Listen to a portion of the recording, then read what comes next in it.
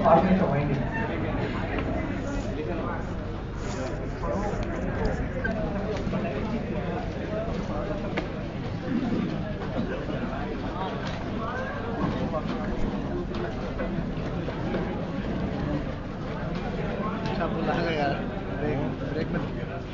So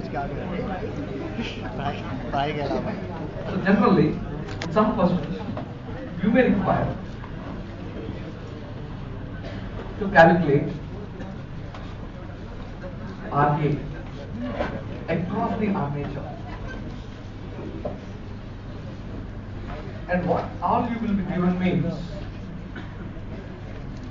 the resistance of one conductor. You will be given resistance of one conductor. It may be 0.0012 only, but this will be given. And you are asked to calculate what is the total armature resistance. For that simple formula, let it be lap or let it be wave. Any set of winding. Simple formula is to derive. How to derive means, let us consider, let X be the resistance of one conductor.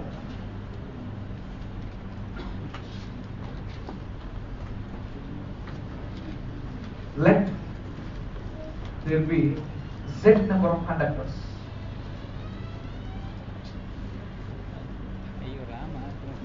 Let there be A number of parallel paths.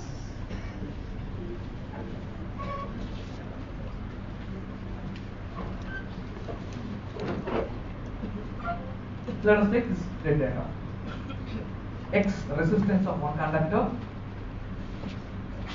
Z number of conductors total, and A number of parallel paths. Any might be lap or wave, no problem. This is generalized formula.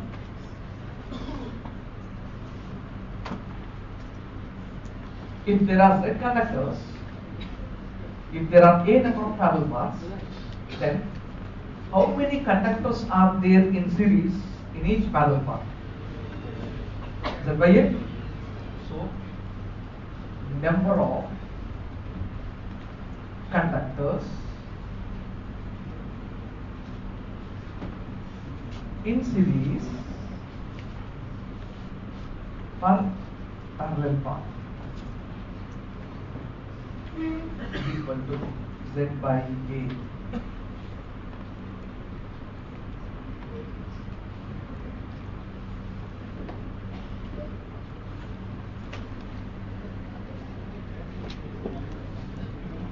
Now, if it is 1 ohm,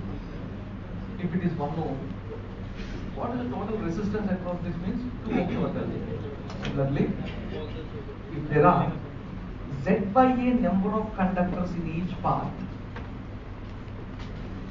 and if there is X resistance of each conductor, what is the total resistance of each path?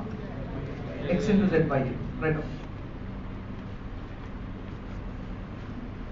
Total resistance of each path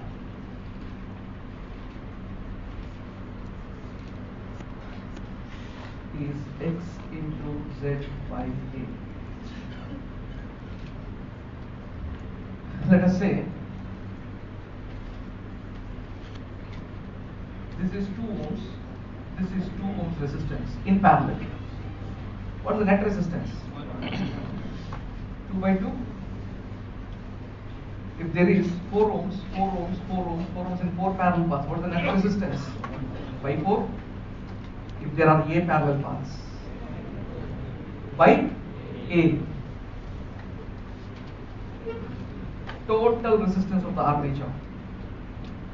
Total resistance of the armature is, you have, this is XZ by A. This is XZ by A. This path XZ by A. This path also XZ by A. What you will say total? By 4. All are in parallel. Generalize now. In an armature, how many parallel paths are there? A number of parallel paths. So in a general armature which consists of A number of parallel, let be 2, let be 4, let be 10.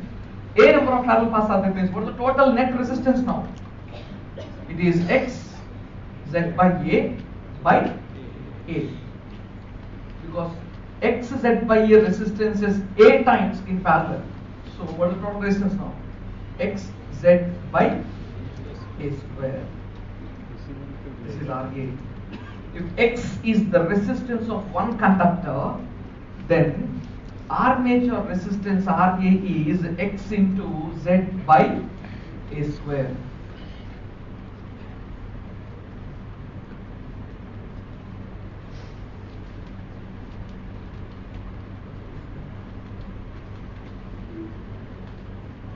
Don't get confused. Simple logic. If there is 2 ohms resistance in parallel, what are you telling? What is the total resistance?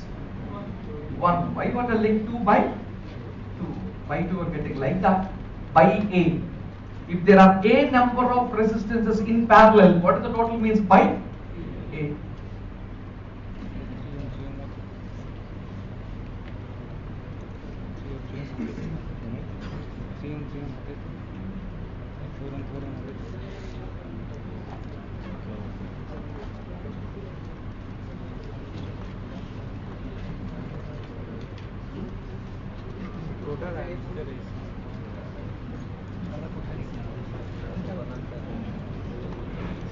अब आया यहाँ से बुढ़ो start करता है बुढ़ो यहाँ से स्टार्ट करता है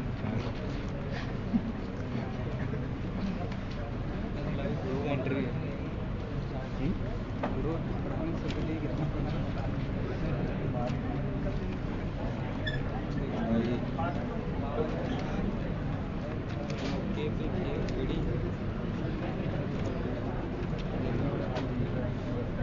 तो उसमें तो आधा कुछ आधा बिजी में लिंक करता रहता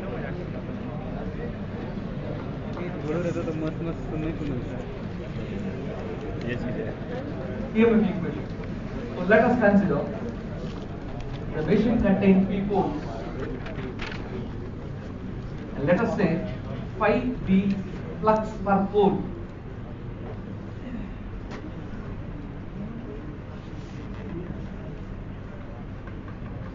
Let Z be the total number of conductors.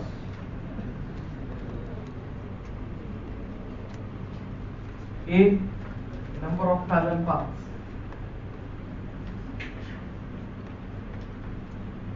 N, speed of rotation of armature.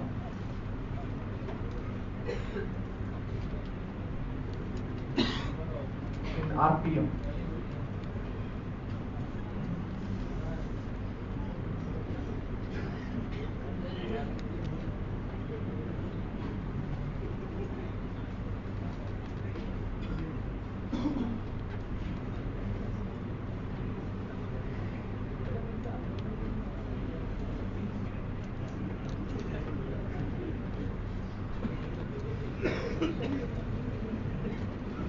According to Faraday's law.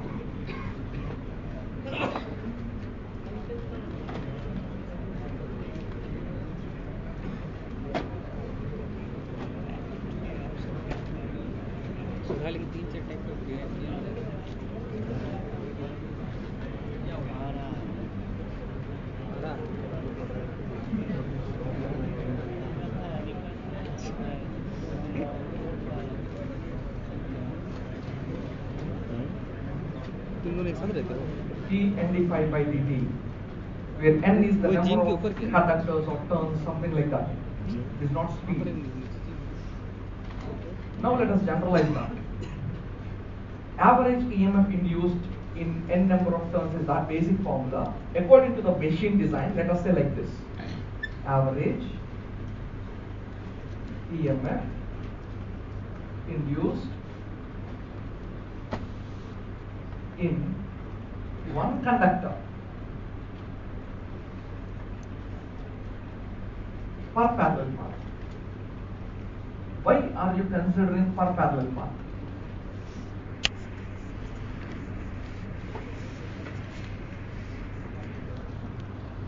Why are you telling only per parallel path? Why? Because the voltage across the generator is nothing but the voltage across one parallel path. Let the machine contain one parallel path or 1000 parallel paths, it doesn't matter.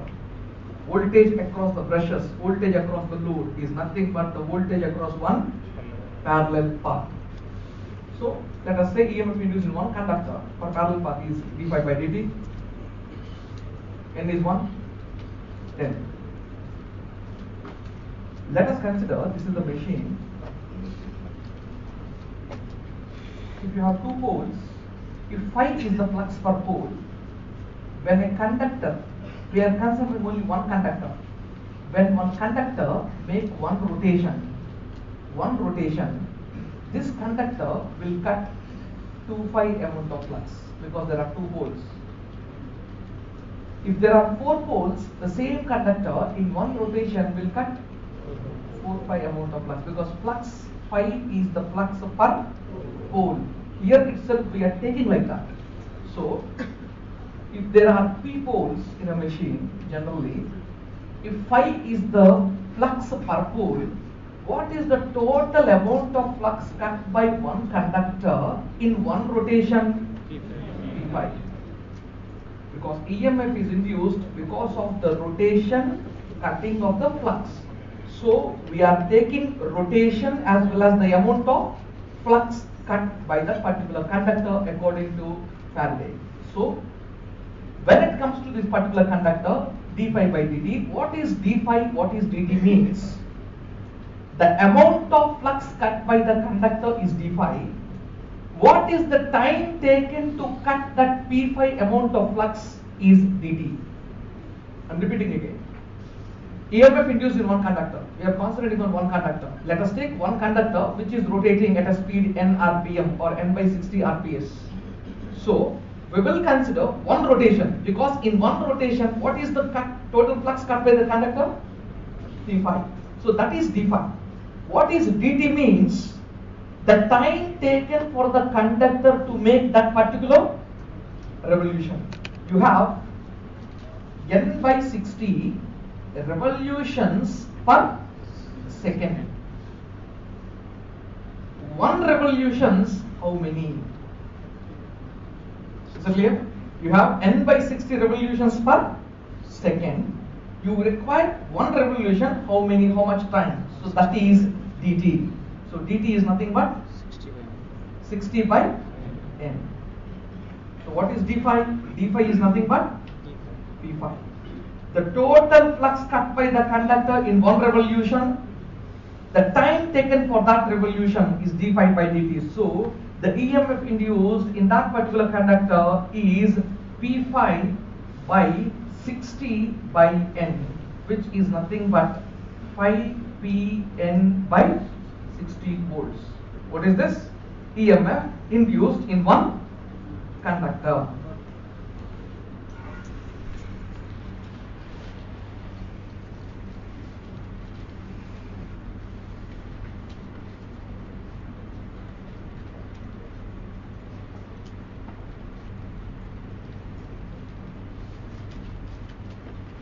If there are four conductors, what is the total induced EMF in this path? Into 4. Now, these are the conductors per parallel path. These are the conductors in one parallel path. So that is the voltage induced in one conductor. So how many conductors are there in each parallel path? Z by A.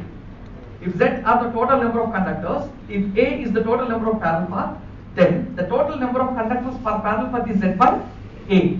So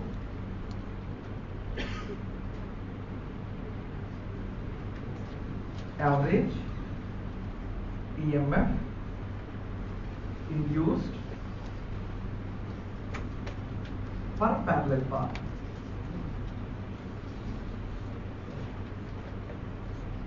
is phi p n by 60 into Z by A.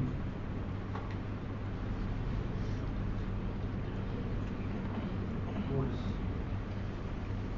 So finally, this is the EMF induced or EMF generated in the armature. So simply we can say EG, generated EMF induced in the armature of a generator, EG is equal to phi Z N P by 60 into K.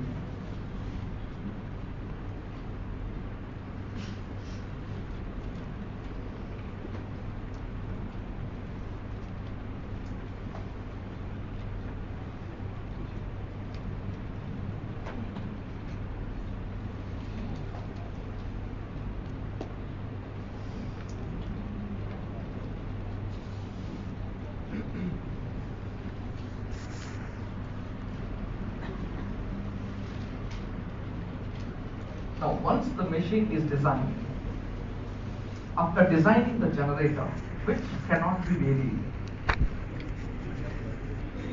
can't vary the number of conductors already designed, you can't vary the number of poles already designed, 60 is the number, A is also a number, so these are all the constants which can't be varied. So finally,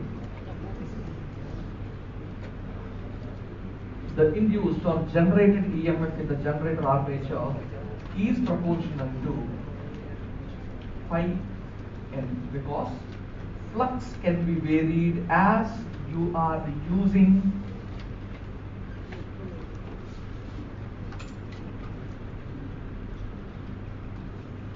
electromagnets by adjusting ampere turns. What is meant by ampere turns? It is nothing but mmf Ni. By adjusting field ampere turns, you can vary the flux in the machine to control the voltage, as well as you can vary the speed of the rotation of the armature. The prime mover speed can be varied in order to vary the voltage induced. So,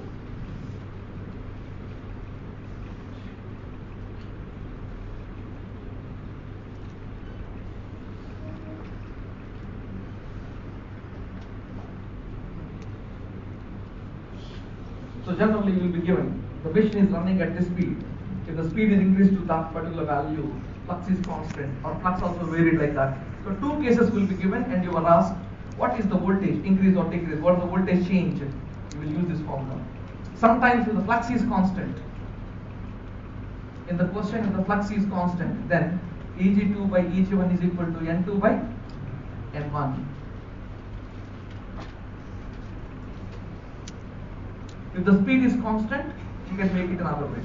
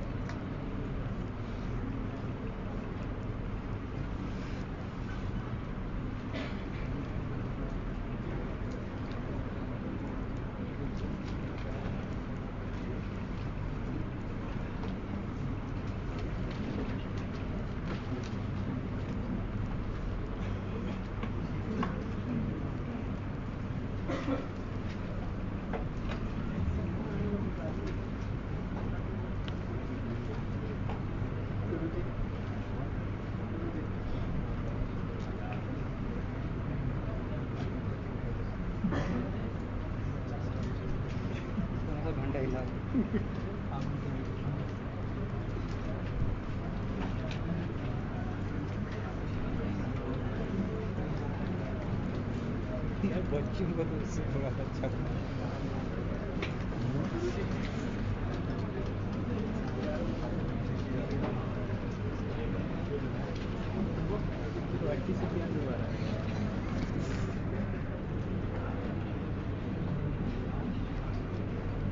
हड्डी किसी और की हो गई हड्डी में कोई और कबड्डी खेल गया क्या हड्डी से कोई और कबड्डी खेल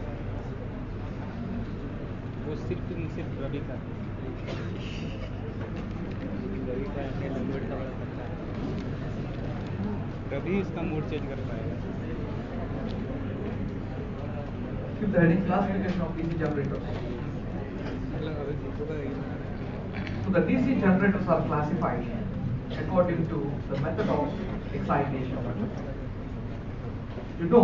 Listen, in a DC machine, particularly in a generator, there is field winding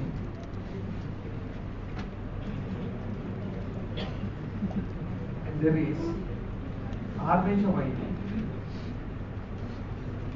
Two windings are there. If you use electromagnet, then definitely it is accompanied with a winding and a voltage source. You want induced EMF in the conductor finally, in the armature conductors of the winding. If you want induced EMF, if you want voltage, you require flux.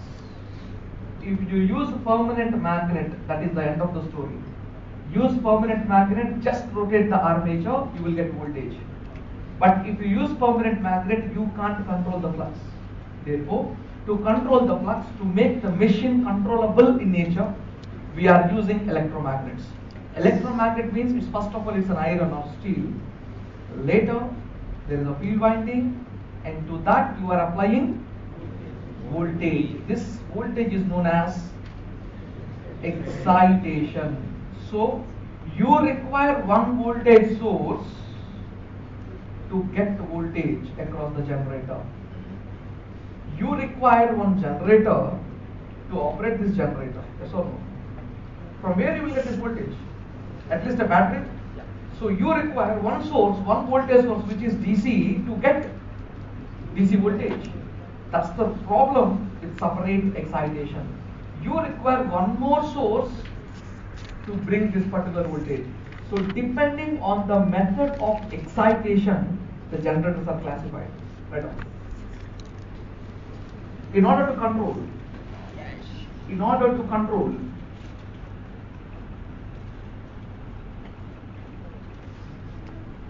the terminal voltage, in order to control the terminal voltage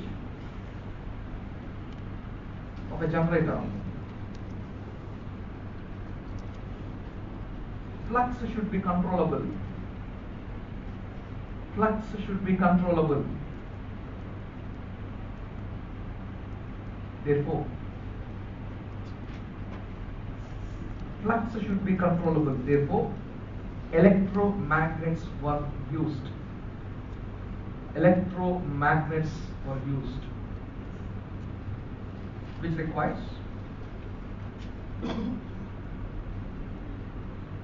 excitation, in bracket DC voltage. DC voltage and a field winding.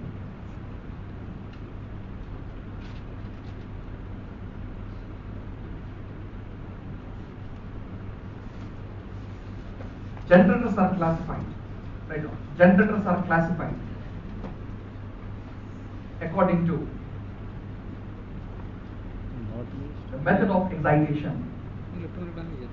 According to the method of excitation.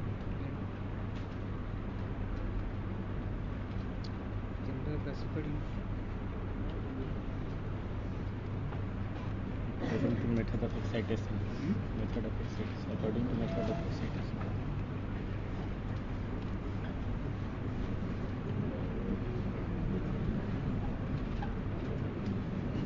नहीं बताता हूँ copy देखा बोलो ये सब कुछ नहीं बताता वही तो मैं कह रहा हूँ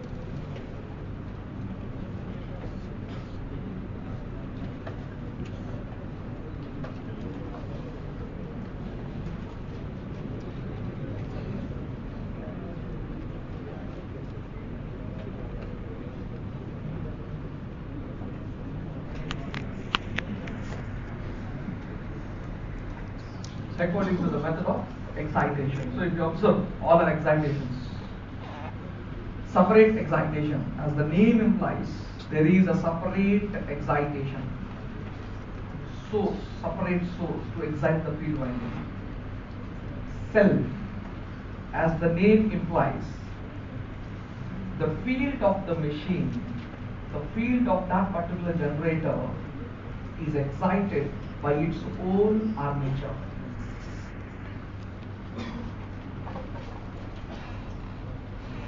Right.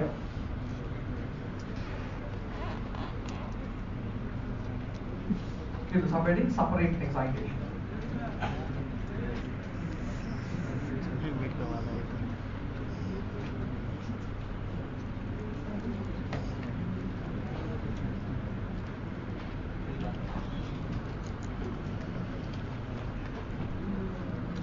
लगता है इसको ना लिमिटेड टाइम दिया है, कितना दिन में ख़त्म कर देना है इसलिए।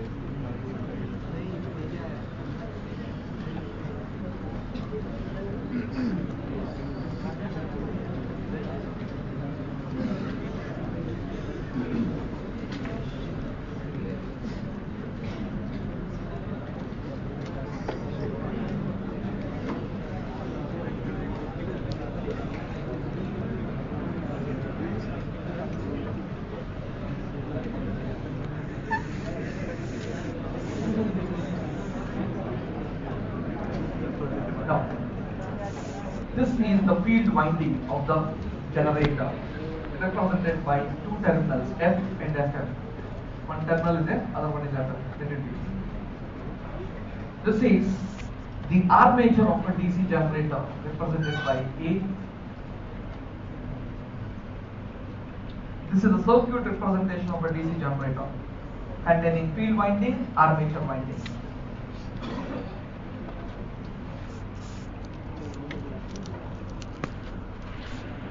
So there is a separate source which take care of excitation, which will, for example, this is here. If you apply the voltage across the field winding, it will make a current to flow in it. This current, when it flows into the field winding, it electromagnetizes the steel or iron poles, and what comes out of the poles? Flux. So when flux comes out, it won't simply link with these conductors. When flux comes out of the poles, it won't simply link with the conductors because the flux is constant, time invariant. So what I have to do now? You have to rotate the armature by connecting it to a prime mover. This armature needs to be rotated. So once it is rotated, automatically the conductors will come this flux, and what is produced in them? Eg. That is what I have calculated. Eg 5ZNP by 60 into A. That voltage is produced here, and it will not be appearing across the terminals. Eg will not be appearing across the terminals. If you connect some load, means this is the voltage source readily available. Now what you can connect now? You can connect some load here. So if you connect some lamps here, then if you close the switch, automatically what flows in it? Current flows. That will be IA. Then the current flowing to the load be IL. So the current out of the armature is IA. IA is equal to IL. And across the load means across the terminals.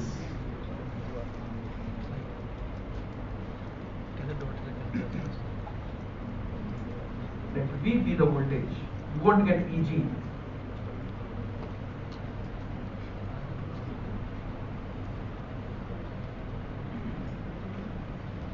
Eg is generated or induced EMF. V is terminal voltage.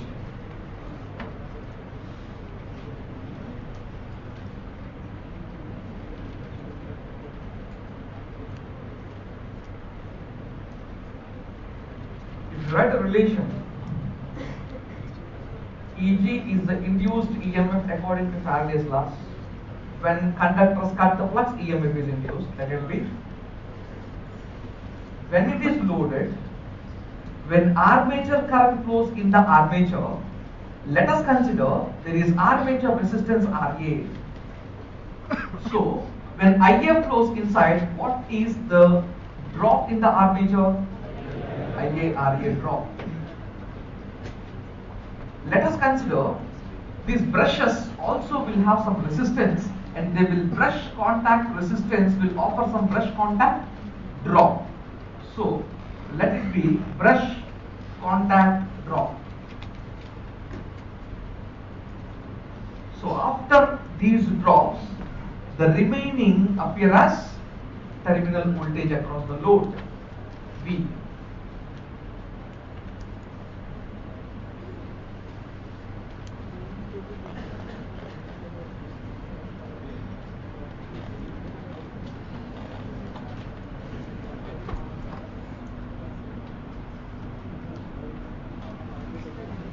if you observe,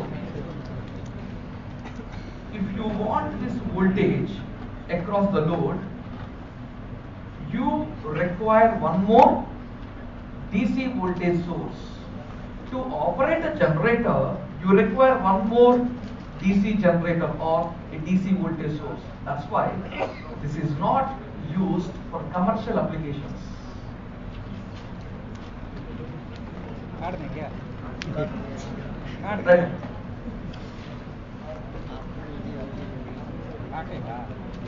It requires a separate DC source. It requires a separate DC source for exciting the field winding.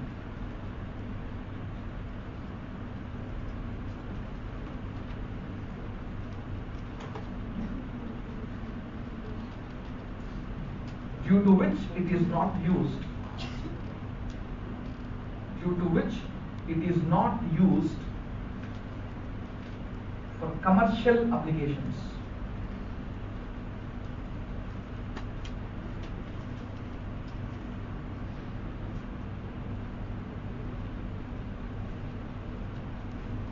It is used in special applications only. It is used in special applications only. So what are those applications? We'll discuss after characteristics. Not here. So here we have to add one more point. The key point of this particular generator is the terminal voltage is V, excitation voltage is VA. As there is an independent voltage source, this generator excitation is independent of its terminal voltage. Yes or no? That's the key point for this machine right now. Its excitation is independent. Its excitation is independent of terminal voltage.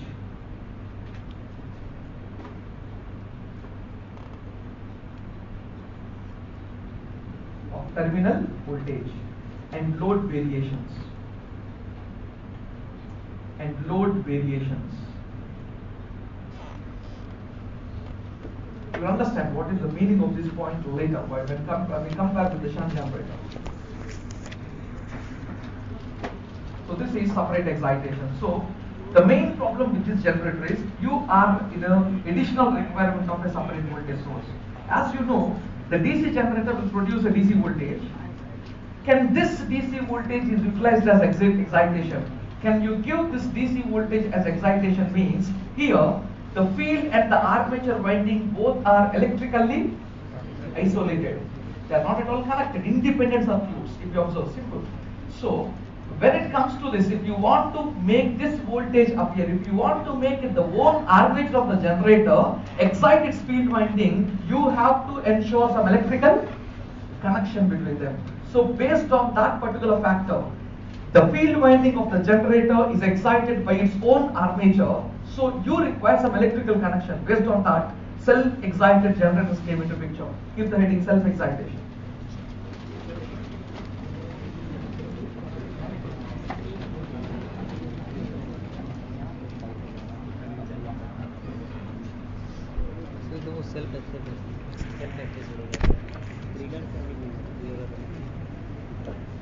The field winding is excited.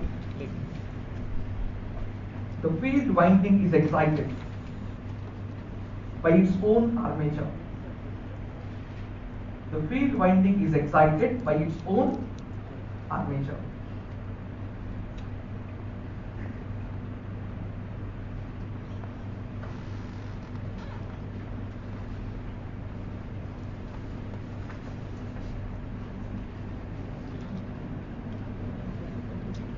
Keep the heading shunt excitation.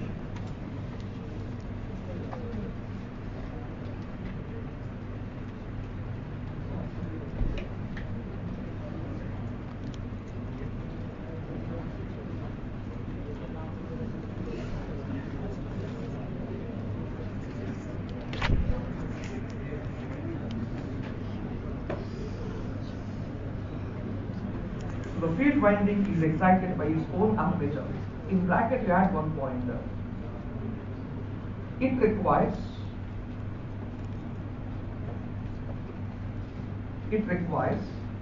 a residual flux. I'm writing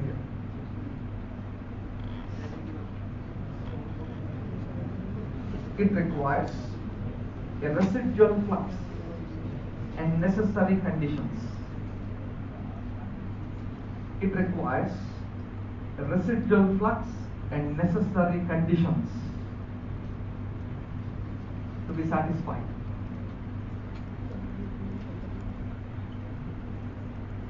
You will understand what are those when we discuss voltage build-up in self-excited machines. But first let us consider all the conditions are perfect, there is residual flux, everything is perfect. Let us consider in this there is generated EMF Eg. This is the shunt field winding. If you see the field winding and the armature both are connected in parallel. If you want to see how they are connected inside, if you see this whole structure like this,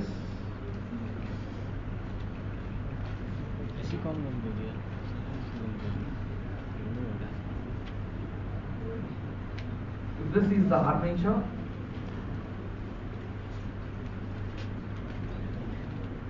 this is the armature winding and this is the pole, and I am representing all the field winding of all the poles on one.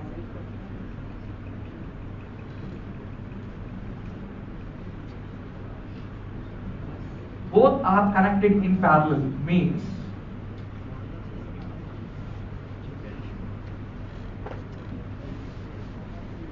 what is connection? Parallel. So this is practical thing you can understand. The field winding is in parallel with the armature winding through brushes only. The field winding is stationary, it is on the yoke. Armature is a rotating part. How they are connected? Through brushes. Again same thing. So if this is the load, when you connect the load, it will ask some current depending on the load, IL. So the current flowing from the armature IA, and let us say the current flowing into the field winding ISH. Let us say this is the field winding resistance RSH and armature resistance RA, terminal voltage V.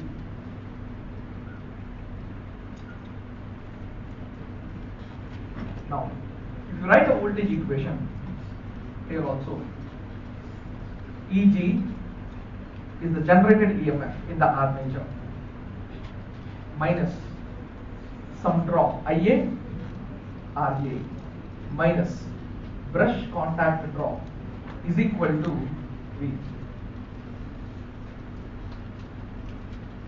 There is some voltage developed in the armature, it will not appear across the load. It will be dropped. Definitely due to some resistance in the armature, due to the brush resistance, and after that only remaining rest of the voltage will appear across the load. If you observe, the voltage equation of a self-excited generator, shunt generator, and the voltage equation of a separately excited generator, is there any change? No change. But there is a lot of difference in the characteristics. But there is a lot of difference in the operation. What is that means? I have written the excitation is independent of the terminal voltage. Here, excitation is terminal voltage. There is a lot of difference. Right now.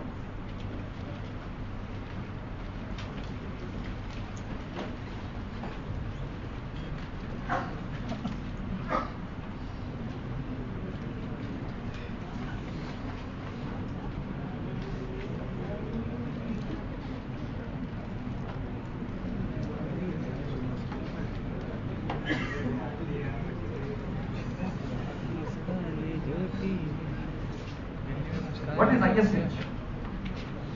Current flowing into the field winding, which is producing flux. The current flowing into the field winding which produces flux. So, on which factor it is depending? Let us say RSH is some constant value depending on the number of turns. So, on which factor is depending now? On terminal voltage. The terminal voltage of the shunt generator is acting as excitation. This is also known as voltage operated field.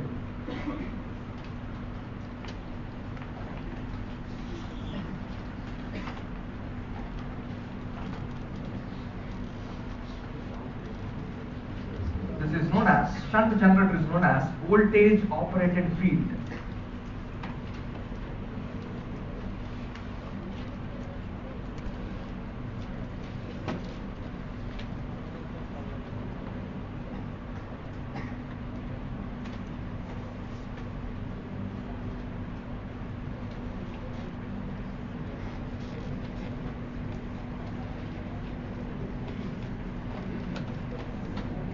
Right now, in this method of excitation,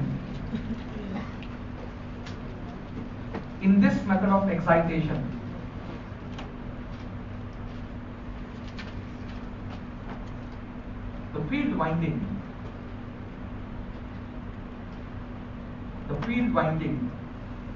is connected in parallel.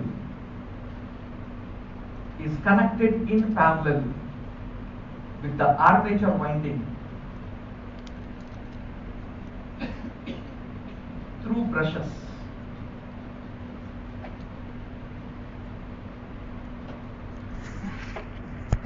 Called as shunt generator. Also called as shunt generator.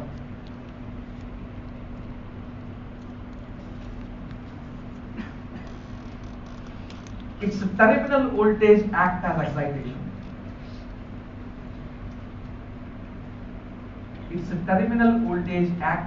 excitation.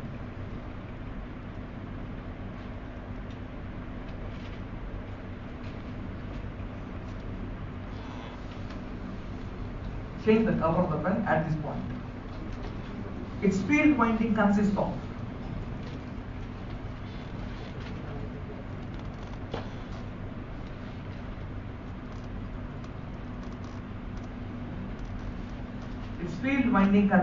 large number of turns.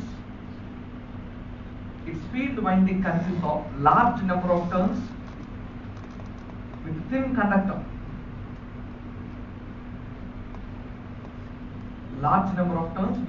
conductor. And its resistance value is very high.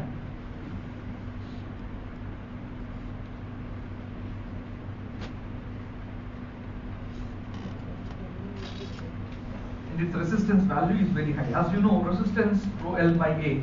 If the cross section area is thin, what happens to the resistance value? Very high. That is one factor. And as the number of turns are very, very high, length of the conductor is automatically high. So what happens to the resistance value? Very high. So the shunt field resistance range is very, very high, around 50 to 250 ohms. But the armature resistance value is less than 1 ohm, not more than that. Maximum 1, less than, this is RSH value. Remember, we have discussed that the thickness of the conductor depends on the current carrying capacity. The current flowing in the shunt field winding is very, very small. This is voltage operated field. The current flowing is very small. For example, if you take 220 volt generator, V is 220. If you take 200 ohms, what will be the current range? Around 1 ampere, like that. So the current flowing in the field winding is very, very small. So thin conductor. Apart from that,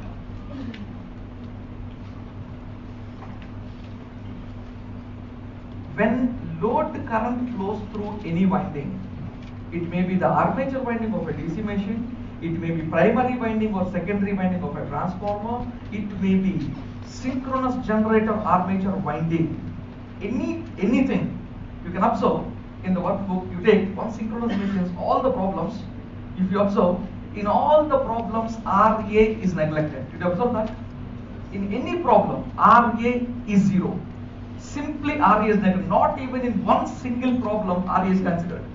Which means it is not that RA is 0, its reactance value is higher than its resistance. That's why we neglect RA for all analysis purpose. What I want to convey here is, whenever load current flows through the winding, whenever load current flows through, it may be any winding, DC generator winding or any winding, its resistance should be as minimum as possible. Keep your best effort to design to a lowest possible value, because when current flows in the resistance, immediately it will produce a loss. Drop, all those things comes into picture, but loss. Loss is very important because of its temperature rise. So, if you start operating the machine after 1 hour, 2 hours, 3 hours, what happens to the temperature rise in the machine? It keep on increasing. Joule's law, I square RT, proportional to temperature, that's time. So, you can't operate the machine more than 2 or 3 hours if the temperature keep on rising. That's why the resistance should be as minimum as possible, because the current flowing through this is load current. And the current flowing through this is independent of the load, very small current. For example, let us consider there is no load. No load. Let us consider there is no load. Resistance value is 220 ohms. Across these terminals, let the voltage is 220 volts. What is the current now? Tell me what is the current in the machine? 1 ampere. Let it be 1 ampere. So IA is equal to 1 ampere, which is flowing into the field 1 ampere like this. Now this is the condition of the machine. Now let us consider you start loading the machine. You connected a load. So it consisting of some lamp load, some lamps are there, let us say like that. You first switch on the first lamp, switch on the lamp. Then let us say this is demanding 1 ampere. It is demanding 1 ampere. Since you have connected some load, no load means what is the resistance value across these terminals? Infinity. As you load, think that you are reducing the resistance of that path. Is the point clear?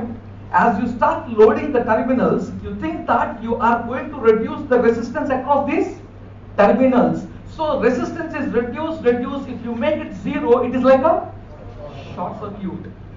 When voltage build up, we'll discuss again what happens in the short circuit. Now let us consider some load is kept so that 1 ampere is demanding. So who will produce this 1 ampere? You are connecting load across brushes through the armature. So the armature current will be increased. Already 1 ampere is flowing through this ISH. What is this ISH? V by RSH. That's a 1 ampere. So when 1 ampere bulb is connected, so what happens to IA now? 2 amperes. So it is flowing 1 ampere, it is flowing 1 ampere. Now you have connected 2 more bulbs, 10 amperes let us say. So now you increase the load. So IL became 10 amperes. What happens to IA? It becomes 11 amperes. Always 1 ampere flowing like this. This is independent of that particular circuit, because the current always selects low resistance path. And when you load across this armature, this is the load current path, doesn't enter into this field winding. So always ISH is depending on V by RSH, and as you load, this comes like this. So now let us consider ISH is approximately constant. I am not telling strictly constant. You will understand why it is not strictly constant in the characteristics. Let us say ISH is approximately constant. What happens to the flux in the machine? Approximately constant. So shunt machines, shunt generators or shunt motors are practically constant flux machines. Why? Because on no load 1 ampere, at full load 1 ampere. So approximately the flux remains constant. Right.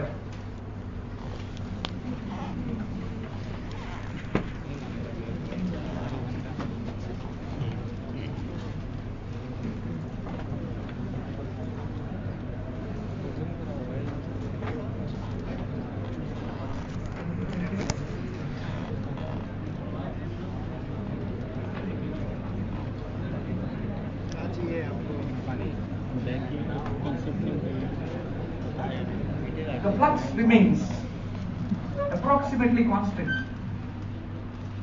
The flux remains approximately constant.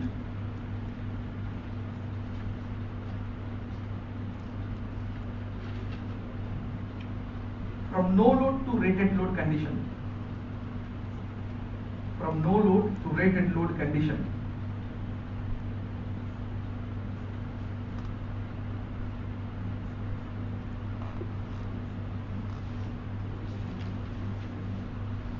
So I have written there large number of terms. You have written there large number of turns. Why you require large number of turns? We'll understand this particular design condition in a particular topic known as voltage buildup. We will be discussing this after this. In voltage buildup, I'll tell you a point why you require large number of turns in the field winding of a shunt generator. Keep the heading series excitation.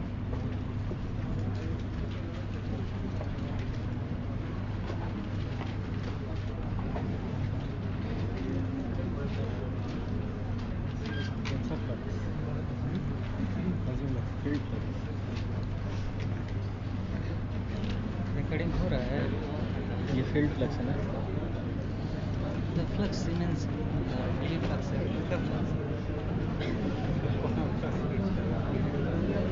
चल flux नहीं है चल flux flux दे रहे हो काट रहे हो armature winding है उसमें फ्लक्स दे रहे हो वो काट रहा है फ्लक्स डेट कर रहा है ओके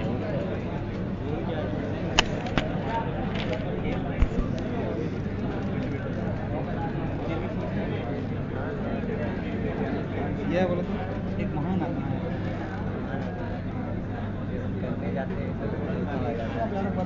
कह के राम सिया ईश्वर क्यों गाएगा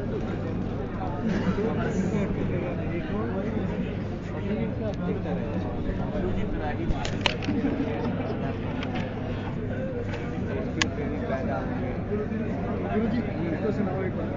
वो मेरा पुराना शिष्य को सुने रिवीजन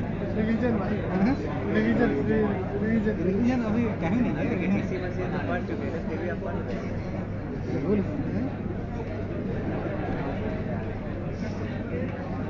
आपको तो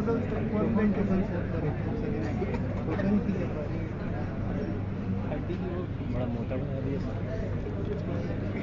भाई ये चीजें हम लोग बना रहे हैं प्रवचन दे रहे हैं सुनना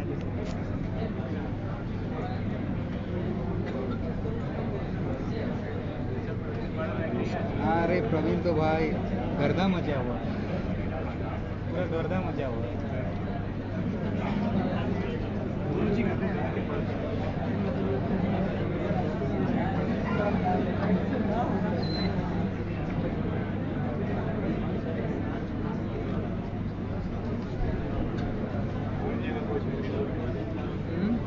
कहाँ बोले बबुआ भौजी का हाल की बात है बबुआ किधर जावा तुम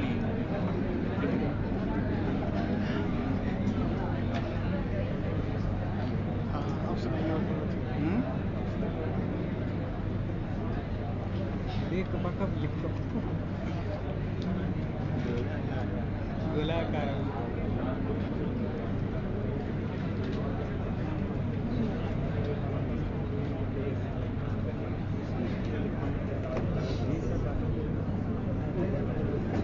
So as the name implies, series excitation. एक तो मिनट तो सर है अब लिखने दो जी तुम ऐसा ऐसा बोलेगा तो कैसा होगा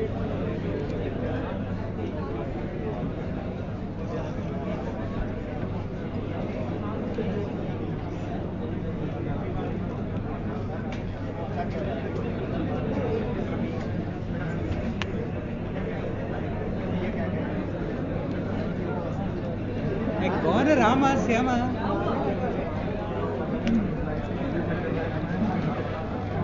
So in terms of this, as the name implies, the armature and the field winding both are connected in series with the load. So when you start loading the machine, automatically the load current which is coming to the armature is passing through the field winding. So when the current increases in the field winding, automatically flux also increases. So when the flux increases, automatically Eg will increase. So this is having a different type of characteristic, which is known as a rising characteristic. We'll see the characteristics later after discussing armature reaction effect. But here what I want to convey is the induced EMF Eg again depends on, means first it will give a drop Ra as well as Rac. Next there is a brush contact drop due to brush resistance. After that it will appear across the load V. The current is a simple loop generator. The current in armature, current in field winding, and the load are same.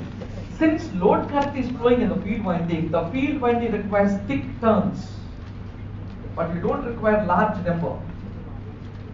It contains thick turns with less number comparatively. Why less number, large number, you understand?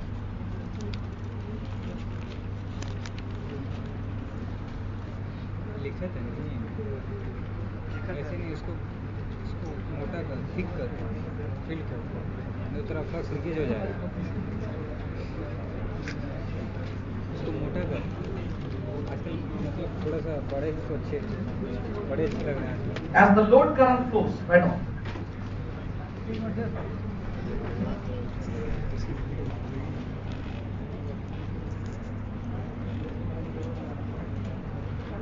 As the load current flows in the field winding, as the load current flows in the field winding,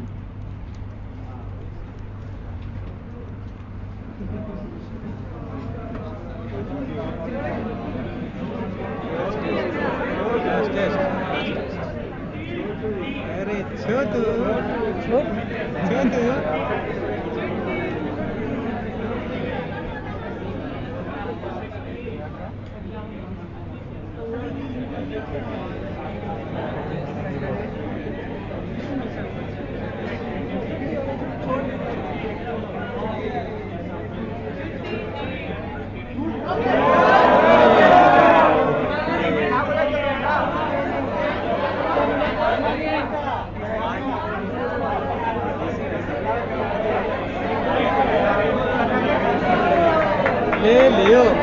ले लिया it requires continue. It requires continue. Field winding, it requires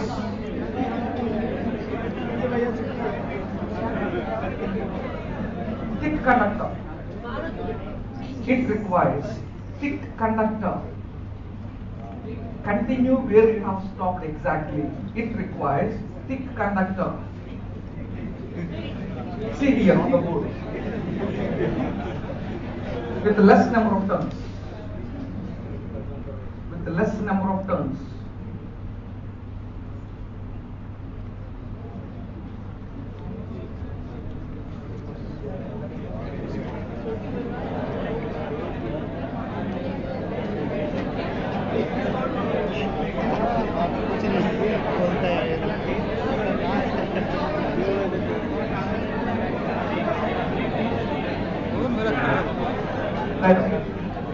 Compound excitation.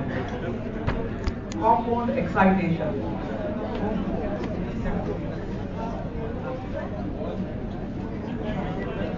बड़ा दिन चलेगा DC तो It contains both. It contains both shunt as well as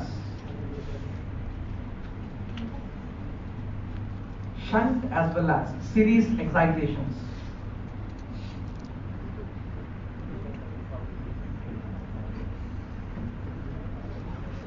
The field winding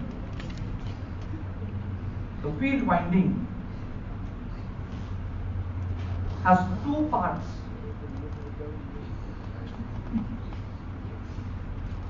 Major part in shunt, major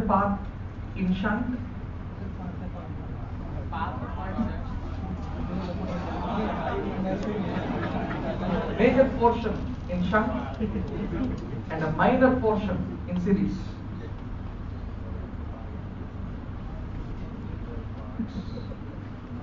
Minor portion in series. Shunt flux always dominates. Shunt flux always dominates series flux under normal operating conditions. Under normal operating conditions. While solving some questions, you need this particular thing. You'll understand later. Why shunt flux major portion and minor portion? because of their job they have to do. For example, if you see this is the entire field winding.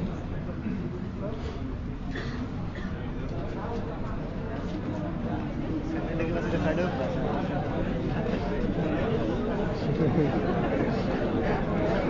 Sunday छुट्टी है भाई.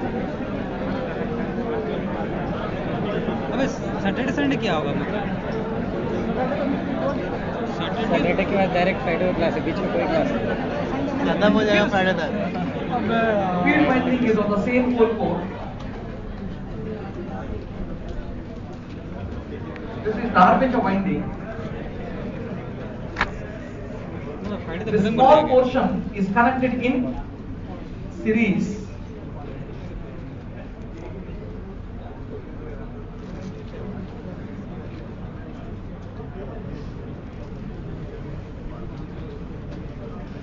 अभी पूरा continuous चलेगा Sunday छुट्टी है क्या So if you observe, Sunday लिखा this is the armature winding.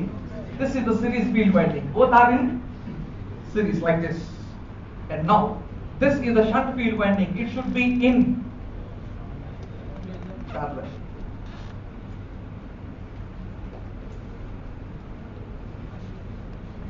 Observe. The field winding is on the same pole core. So, the flux due to these field winding, let us say these are NSE turns. Let us say these are NSH turns.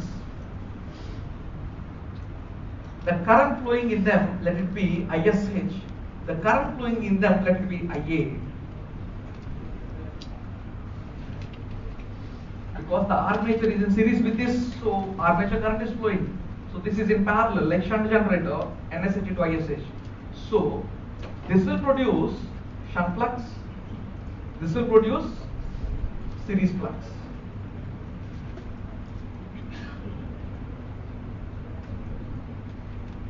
If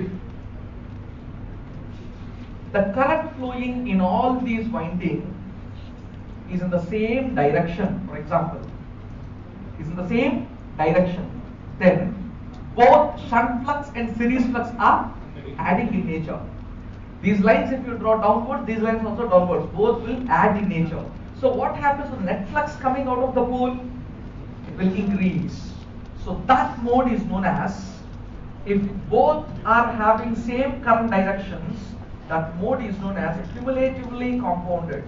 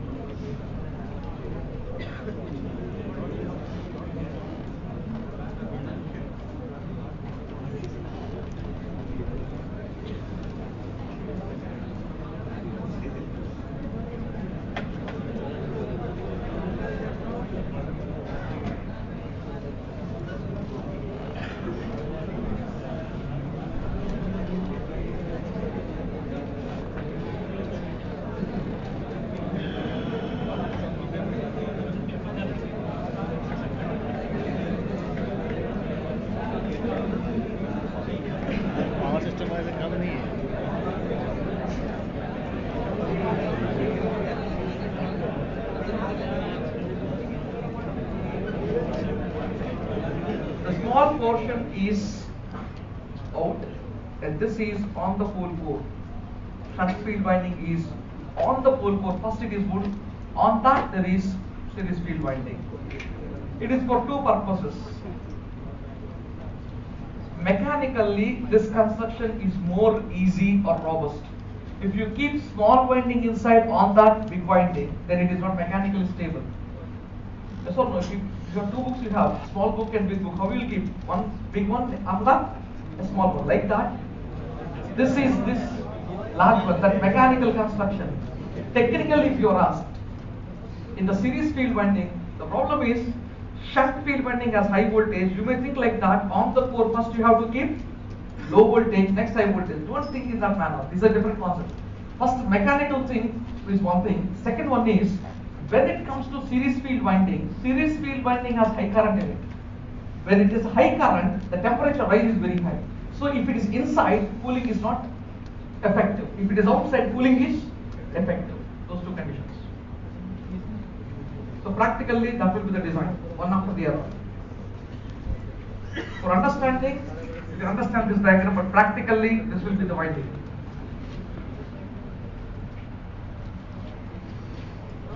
Now we want to represent that in a circuit format.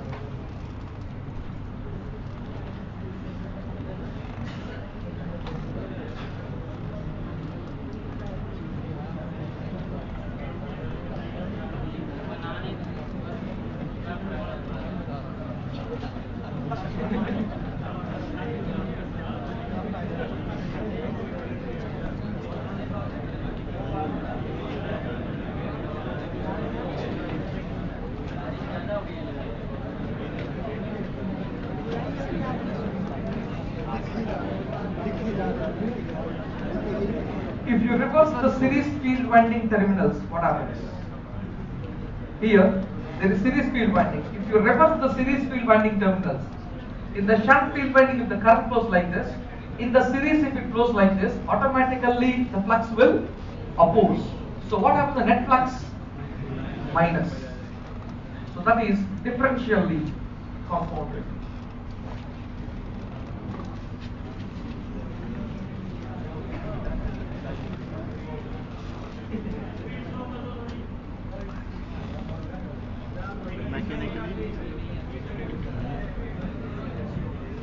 Right now.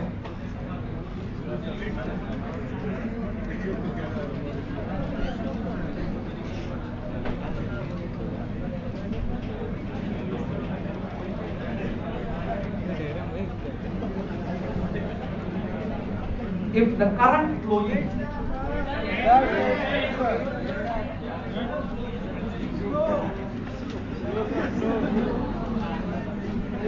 जानता है कुछ बोलेगा नहीं, eliminate करते जाएगा, नहीं बताएंगे, skip करते जाता है।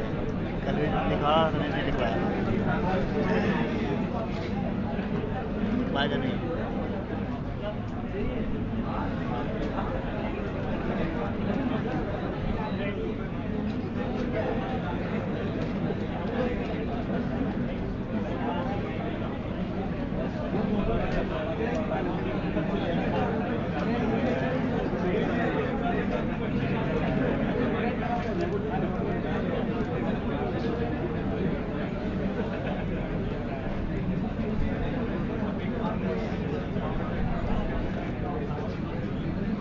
If the current flowing, you can draw this later, you write down some points.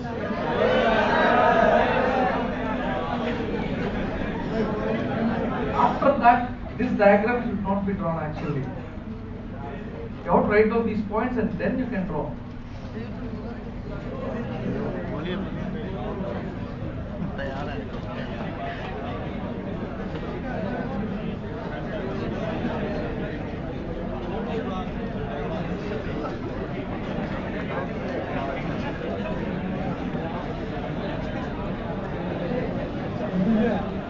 Guruji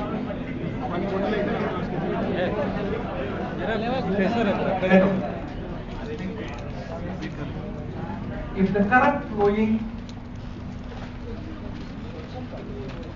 in both windings is in the same direction,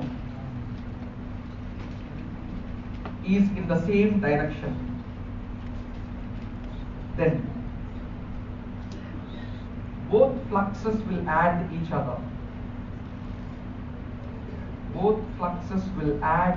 other. And the net flux, net means total, and the net flux out of the pole increases, and and the net flux out of the pole increases, known as cumulatively compound generator. Cumulatively compounded generator.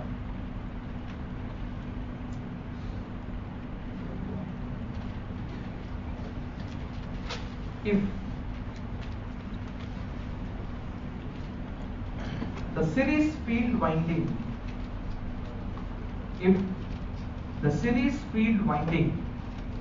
terminals are reversed. If the series field winding terminals are reversed, then series flux opposes shunt flux. Series flux opposes shunt flux, and the net flux will decrease. And the net flux will decrease, known as differentially compounded generator.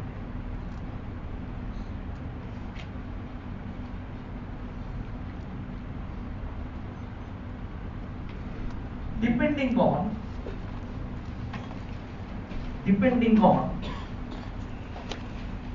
the connection of shunt field winding,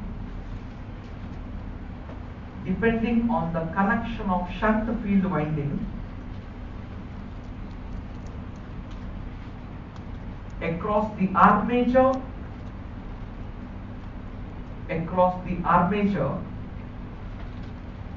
it is again subdivided into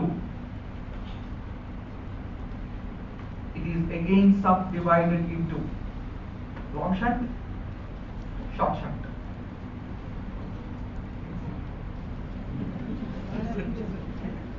Long shunt and short shunt. Change the color of the pen, make a note.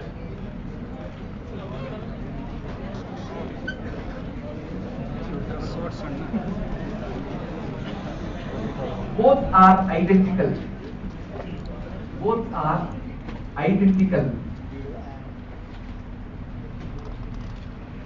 in operating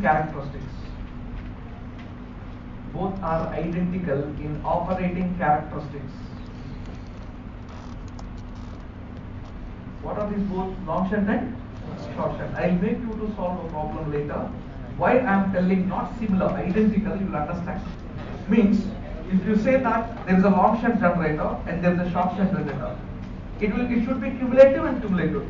There is a lot of difference between cumulative and differential, but there is no appreciable difference between long shunt and short shunt. If you compare, means you can take like this: long shunt can have cumulative, differential. Means, for example, if this is the long shunt generator, if the current flowing in the series field winding in this manner and the shunt field winding in this manner, if you take this is a cumulative mode, if you reverse the field winding, what happens? Long shunt generator becomes differential. Now, why it is known as long shunt means the field winding is connected across armature as well as series field winding. This is that. Now, short shunt means the shunt field winding is only in shunt across the armature only.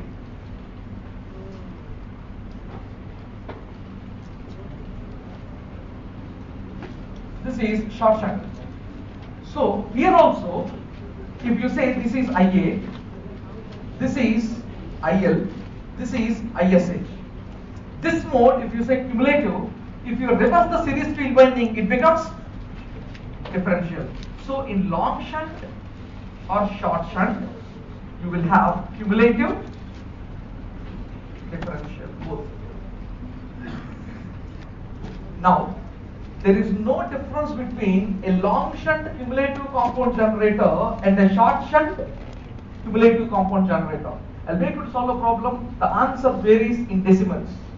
260.1, 260.3, like that you will get. In decimals only you will get a variation in the induced EMF. But there is a lot of difference between cumulative and differential.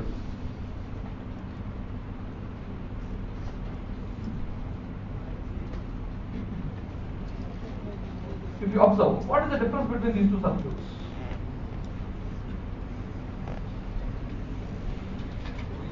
The current flowing in this field winding is IA. The current flowing in this field winding is IL. What is the difference between IA and IL? ISH. What is ISH value? V by RSH. What is its value? Magnitude is very small. It is very less, which is constant from no load to full load. So the difference between short shunt and long shunt generators is mainly in the field current, in the series field winding, IA is flowing. In that series field winding, IL is flowing. You know, IA is greater than IL. Yes or no? IA is equal to IL plus ISH. So how much it is greater? It is greater by ISH times. So what is ISH value? Very small. So both have similar, identical characteristics, similar in operation.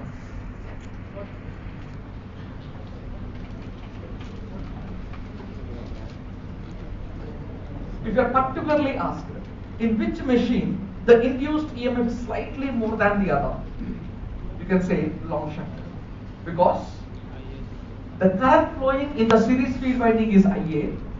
The current flowing in the series field winding is IL. IA is greater than IL by a small value. So automatically the series flux is more here. Here the series flux is comparatively less. So automatically induced EMF is more. So what is that means? Very small value. If you are strictly asked, you can say in a long shunt the induced EMF is slightly greater than that of short shunt.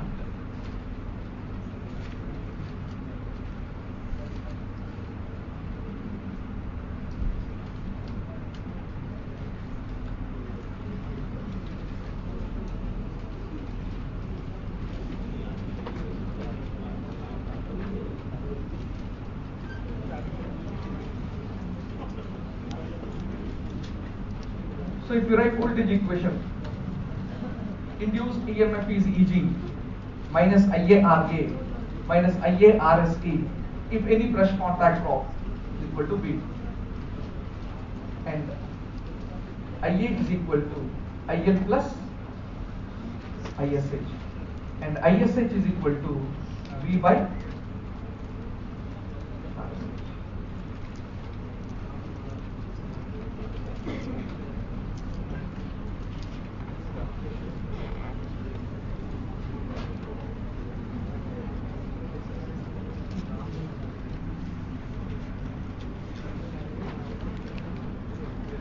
क्या लिखेगा sir यहाँ पे? IA is greater than IL.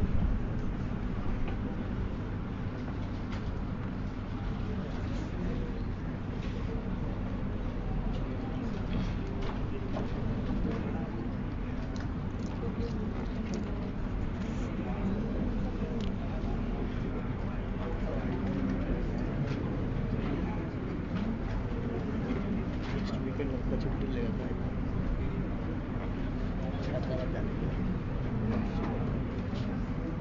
Also listen, if you say across this load the voltage is V,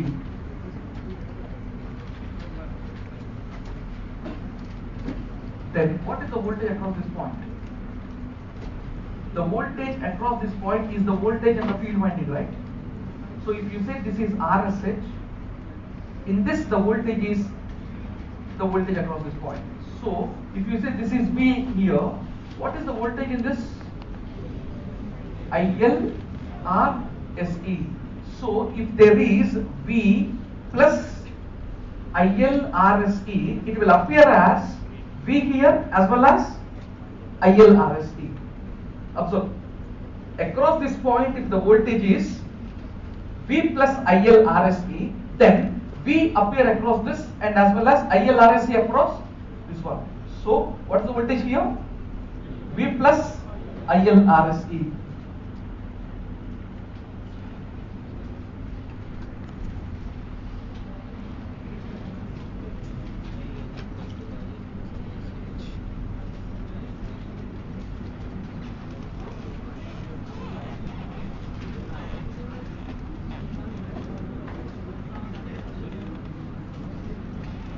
You will understand clearly when we solve a problem, what is that V plus IL RSC? Why? If you think ISH is high than this, you understand clearly when you solve a problem. Means, sir. Means. Don't think that their ISH is more, so the induced EMF is more there. No. What is happening? You'll understand by solving the problem. Even though V plus IL RSC is a factor which is more ISH, something is happening inside. You'll understand by solving the problem later. Right now.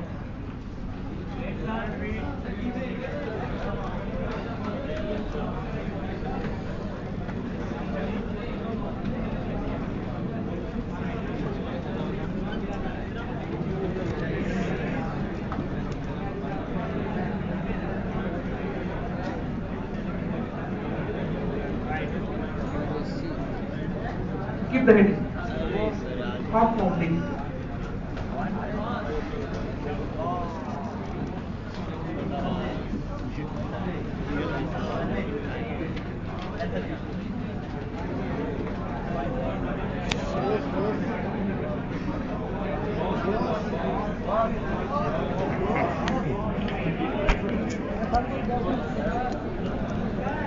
Compounding का क्या बोलता है? Compounding heading में Right now. अरे यार right Adjusting. Under compounding, right now. Adjusting. The series field ampere turns. Adjusting the series field ampere turns to vary the terminal voltage. To vary the terminal voltage.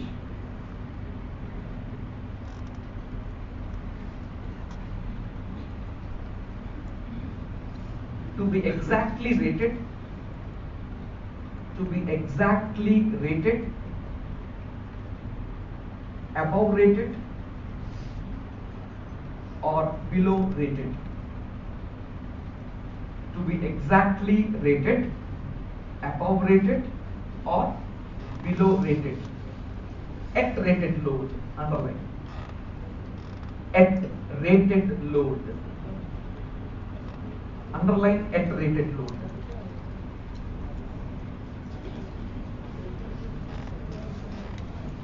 Now listen.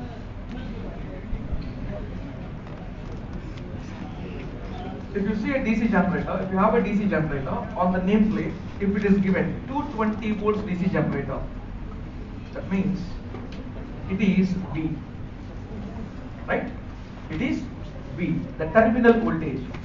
Specification means on the nameplate, it will be given a 220 volts DC generator means it is telling to the customer that when you operate this DC generator, it is giving you 220 volts. That is what the specification means. On a DC generator, on the nameplate, if it is written 220 volts, its meaning is to a customer it is conveying what is its conveying means when you operate the machine, it will give you 220 volts across what? Across the terminals, across the load where the customer is interested in, because load, it will be loading here. So that 220 volts should not be no load voltage. That should be load, voltage at rated load. Yes or no?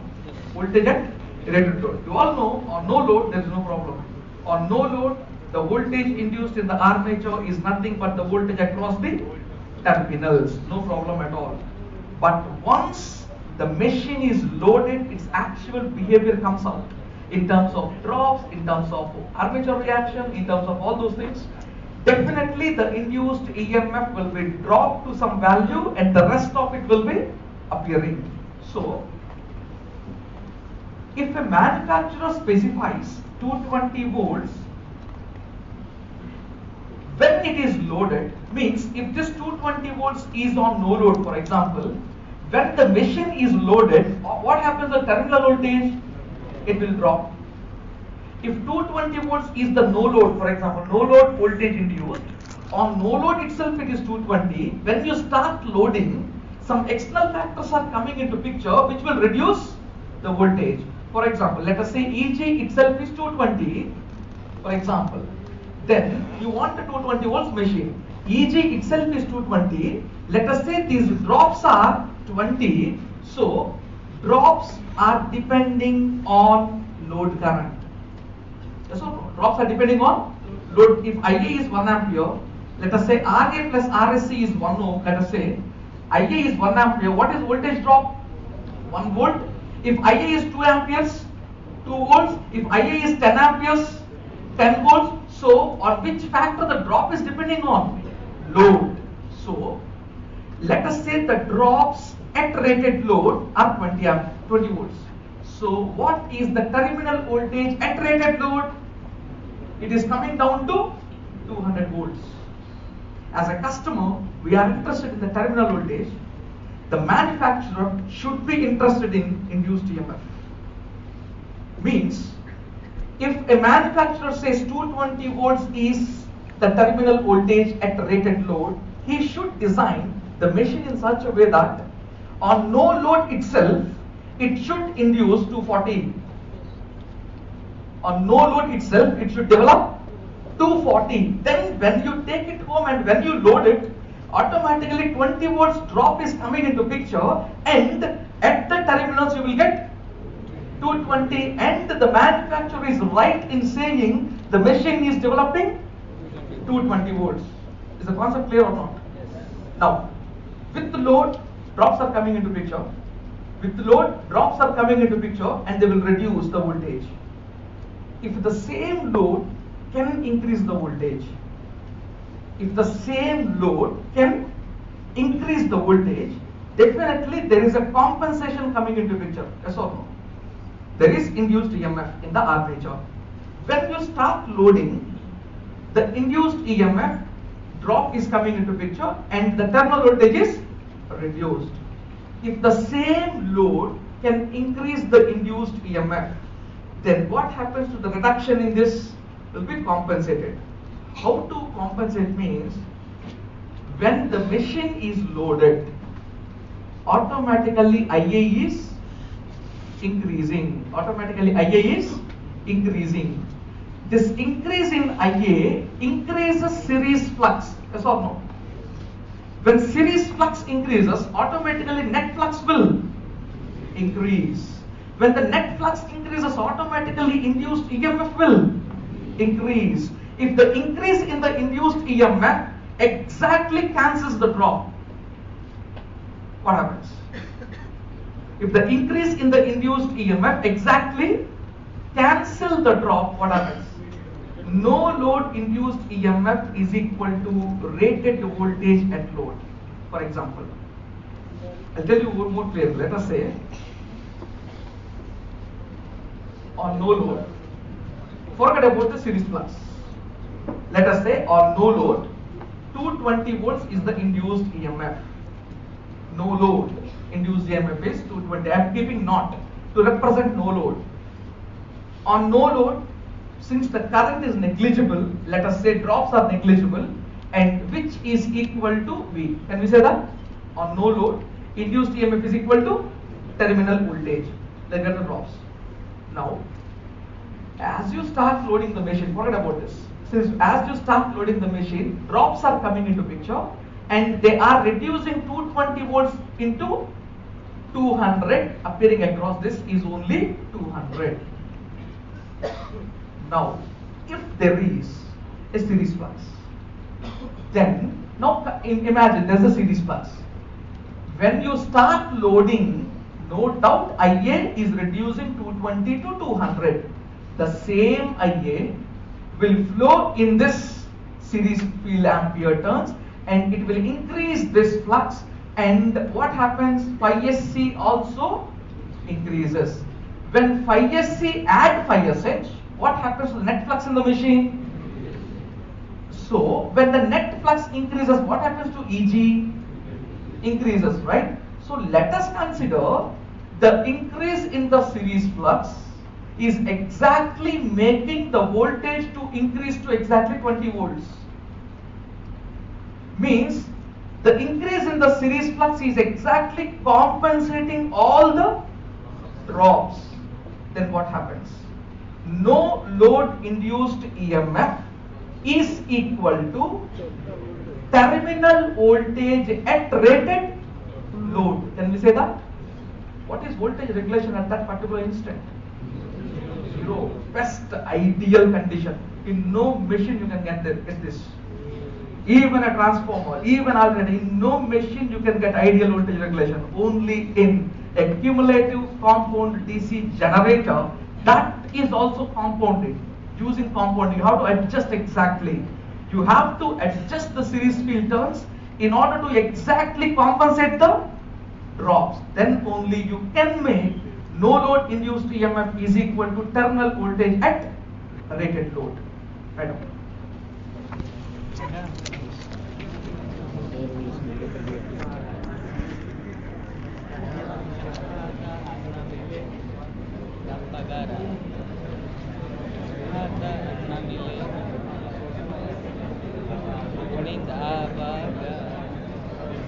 कितना देर और बचा हुआ है इसका? Change the number of the pins at this point. Compounding is done to cumulatively compounded generator only. Compounding is done to cumulatively compounded generator only.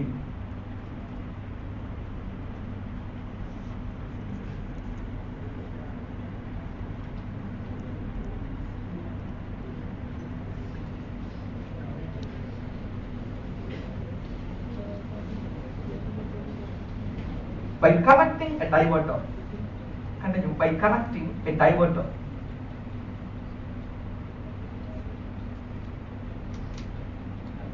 diverter means variable resistance. By connecting a diverter across, it's a series field winding. By connecting a diverter across, it's a series field winding.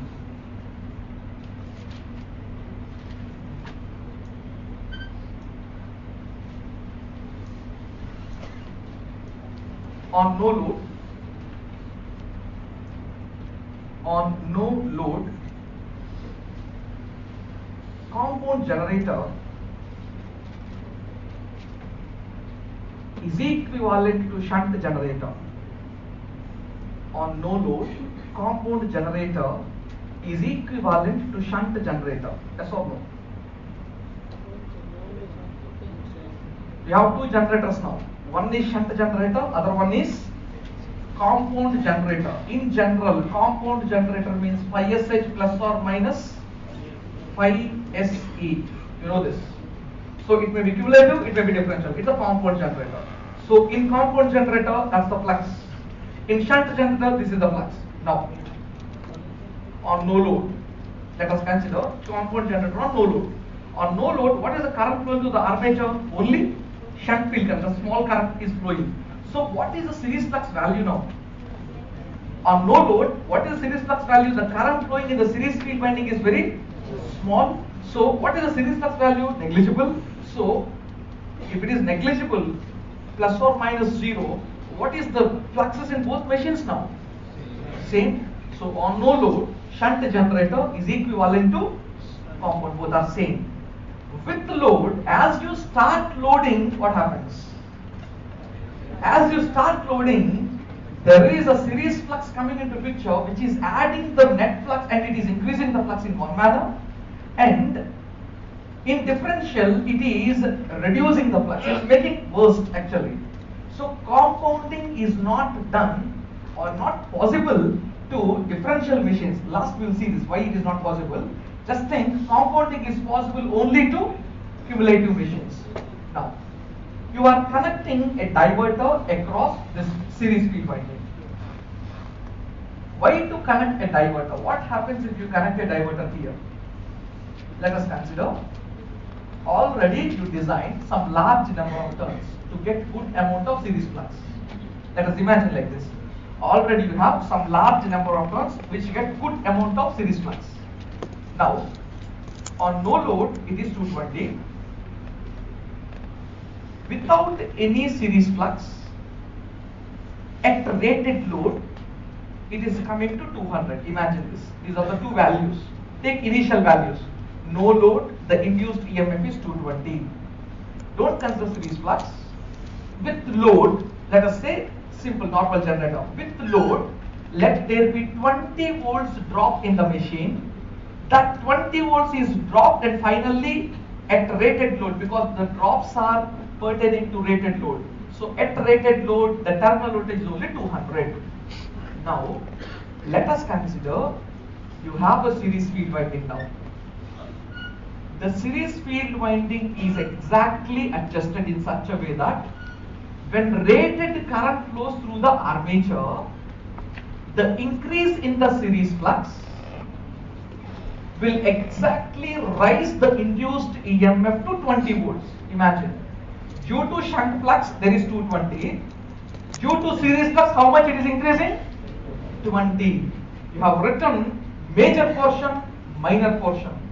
Major portion is for shunt, minor portion is for series. Why? Because major portion should give 220, minor portion should give 20 only. Is the point clear? Always shunt flux dominates series flux, because originally the shunt flux should produce 220 and the series flux should produce only drop in the machine. That's the objective of this winding.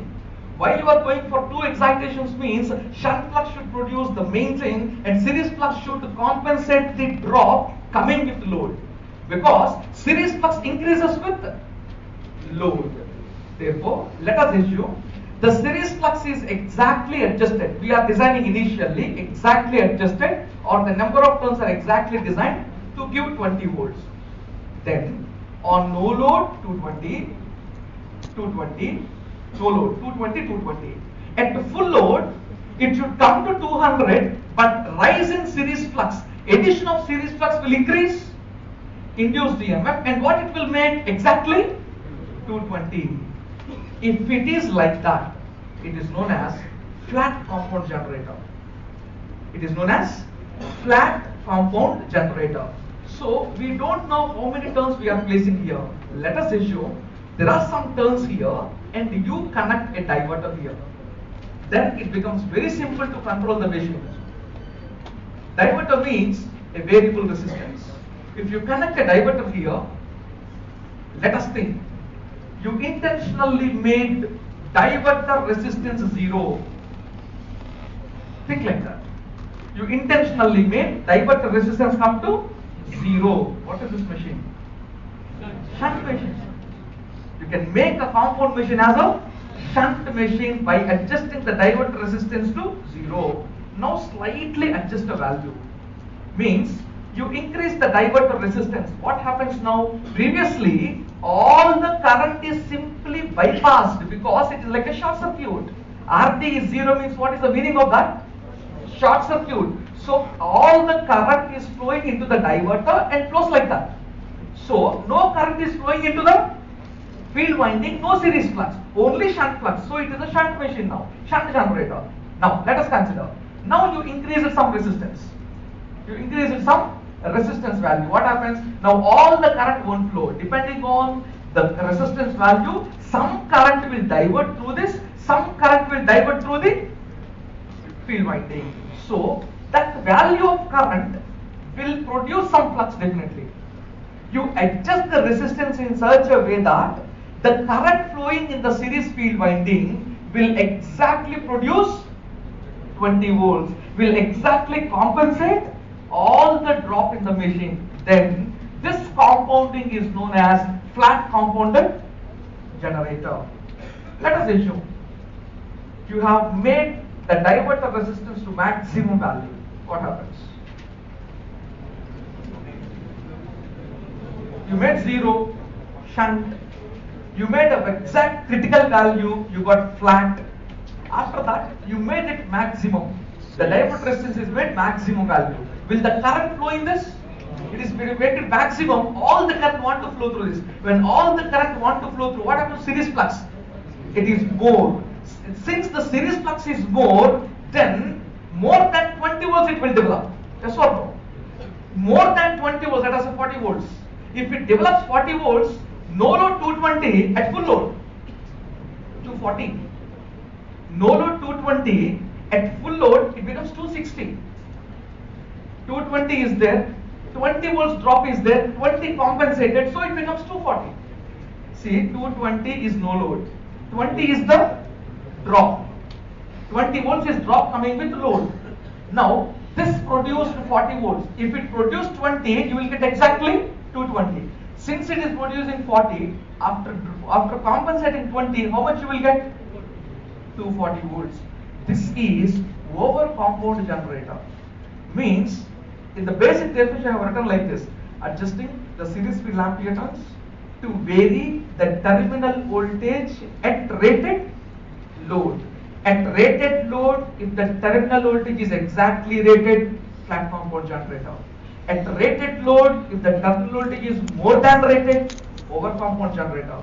At rated load, if the terminal voltage is less than rated, it is under compound generator. What you are doing in compounding? Are you increasing the flux or reducing the flux? When it is under shunt mode, means RT is 0. You can connect the resistance and you can vary the resistance from 0 to maximum. From 0 to maximum, in this range, what you are doing? Are you increasing the flux or reducing the flux? Increasing the flux.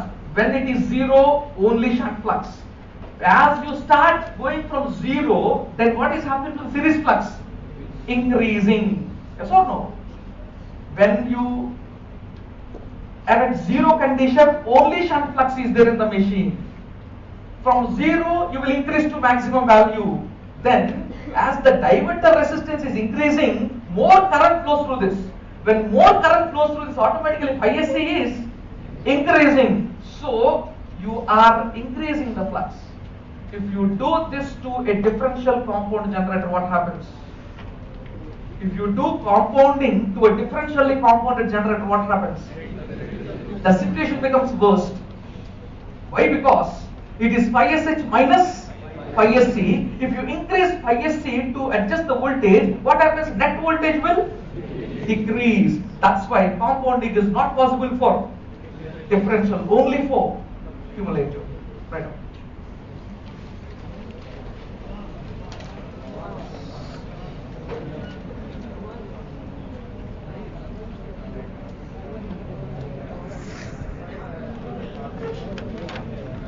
If compounding is done,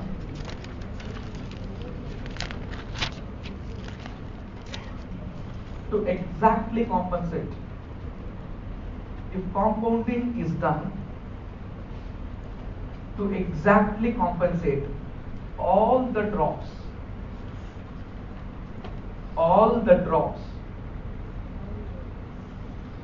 at rated load,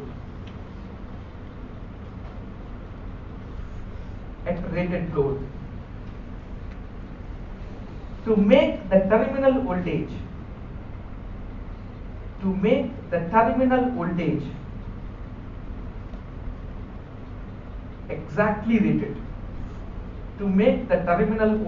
exactly rated,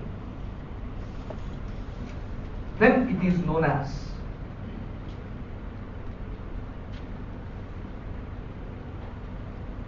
flat or level compound generator. Then it is known as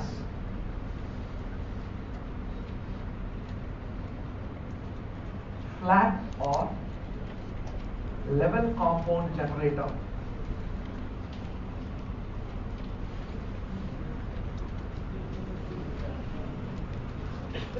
Now listen, you have adjusted this diverter resistance, but still if you got only 10 volts at rated load, the series flux is only 10 volts. Series flux is producing extra 10 volts only. Imagine, what will be the terminal voltage?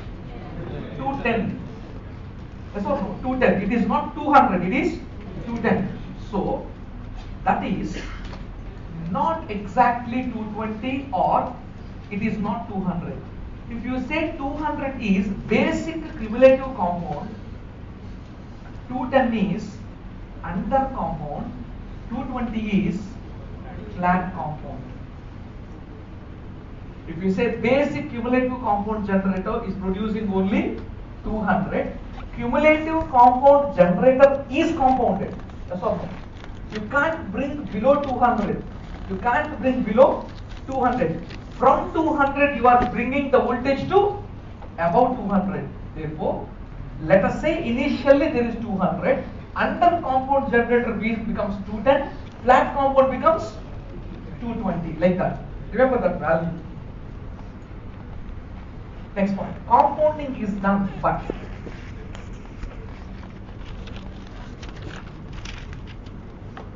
compounding is done, but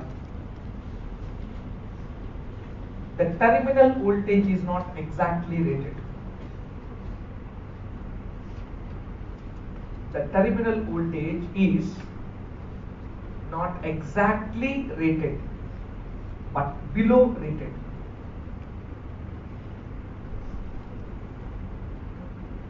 But below rated at rated load.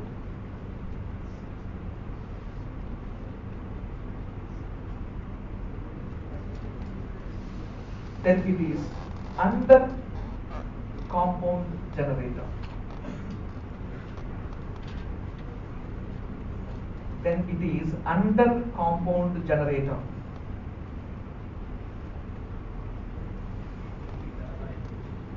Next.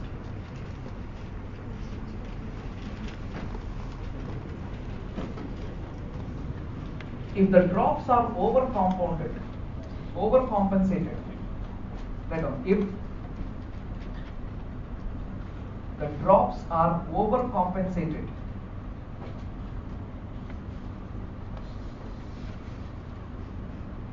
by the series flux,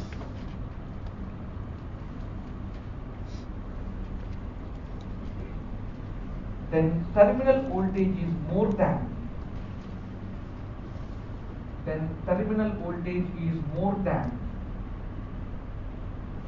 rated, known as overcompound generator.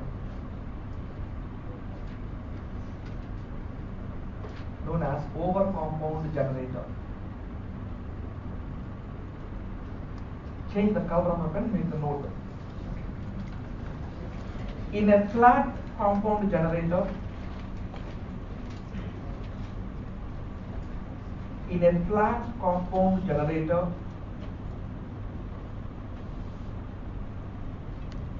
no load induced EMF,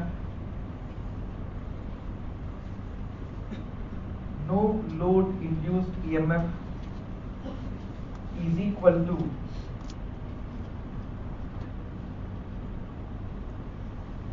rated terminal voltage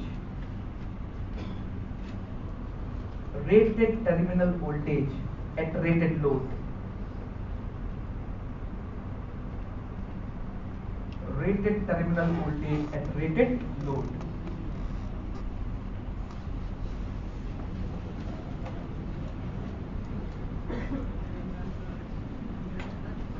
Once again, the final point is, by connecting a diverter, you can bring 5 modes of operation in this generator. That's all. By connecting a small resistance across the series field winding, if you make the resistance value 0, it is shunt generator. Slightly increase the resistance, you can take it as basic cumulative compound generator. If you slightly increase the resistance, it is under compound generator. If you increase the resistance, it is flat. If you further increase, it is over. So total 5 modes you can bring in one machine, one generator, by connecting simple resistance across the series field winding. So this is widely manufactured DC generators. Right.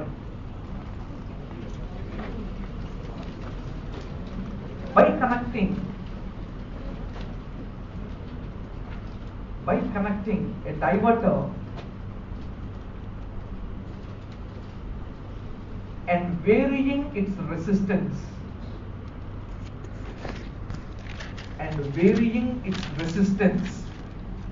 from 0 to maximum.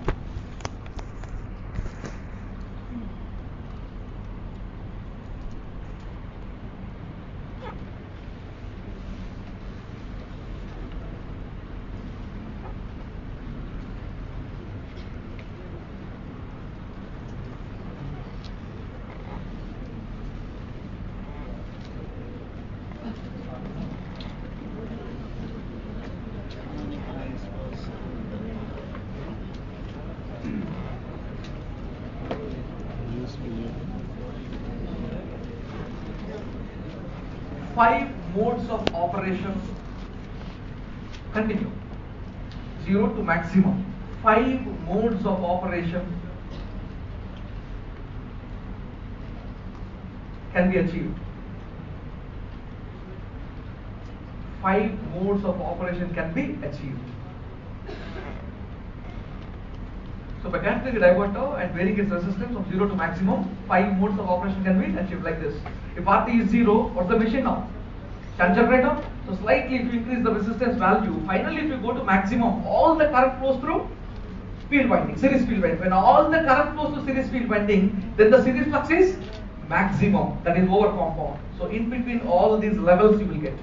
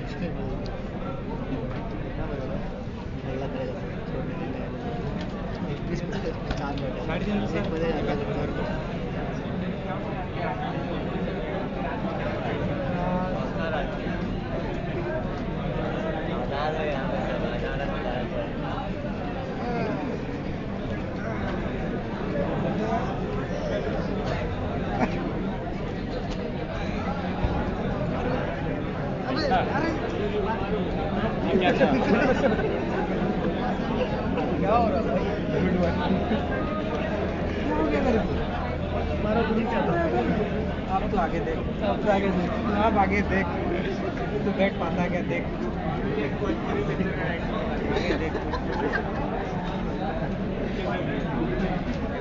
आगे देख, उनसे बड़े आगे होता है. Sorry Guruji. This is the entire classification of DC generator.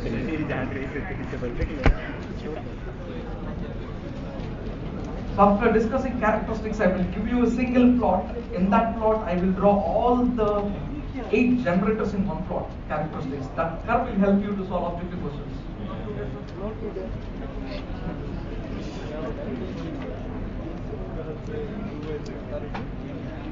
Differential stops there. There is no compounding.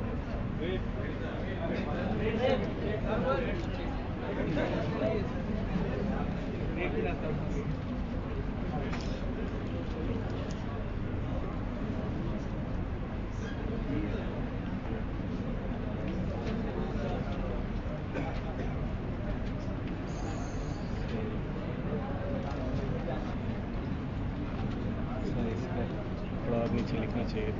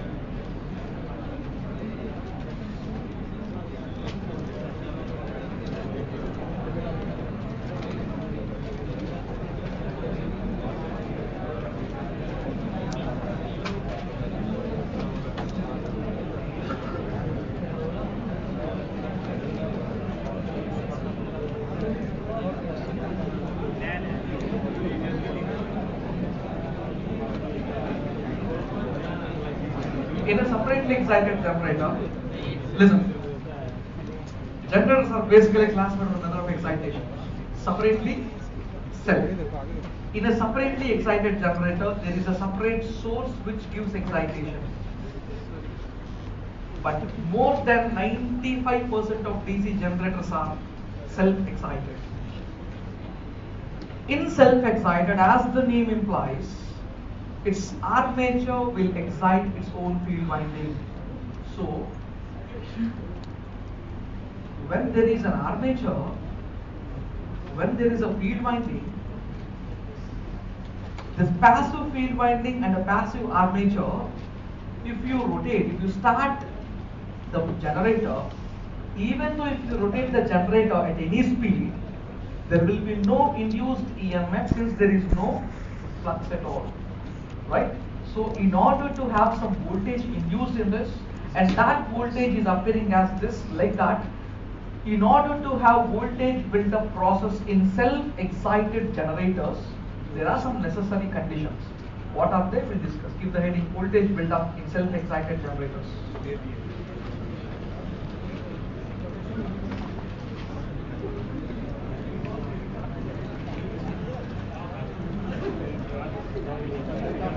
बता दिए क्या बता रहे बताया कि सेल्फ थ्रेड में क्या होता है, फ्लक्स नहीं रहता है, फील्ड वाइंडिंग जो रहता है उसमें रहता है। शुरू में जब रोटेट करोगे तो फ्लक्स तो रहेगा, उसके कुछ कंडीशन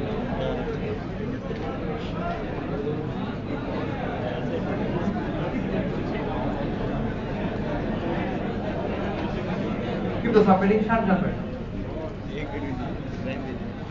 पेन तो मत छुपाओ यार, आगे देखो शेड खराब कर रहे हैं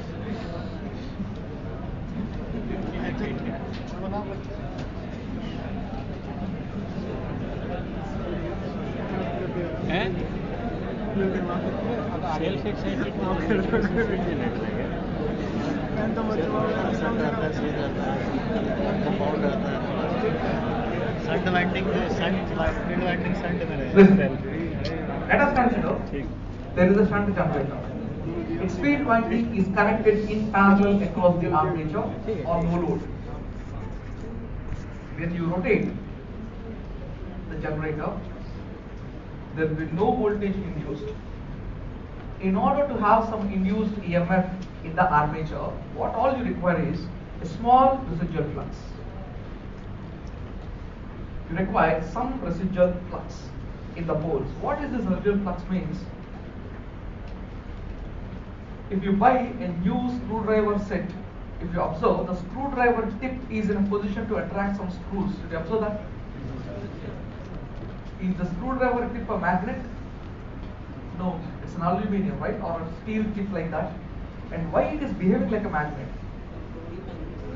Because of any ferromagnetic material has a property known as retentivity.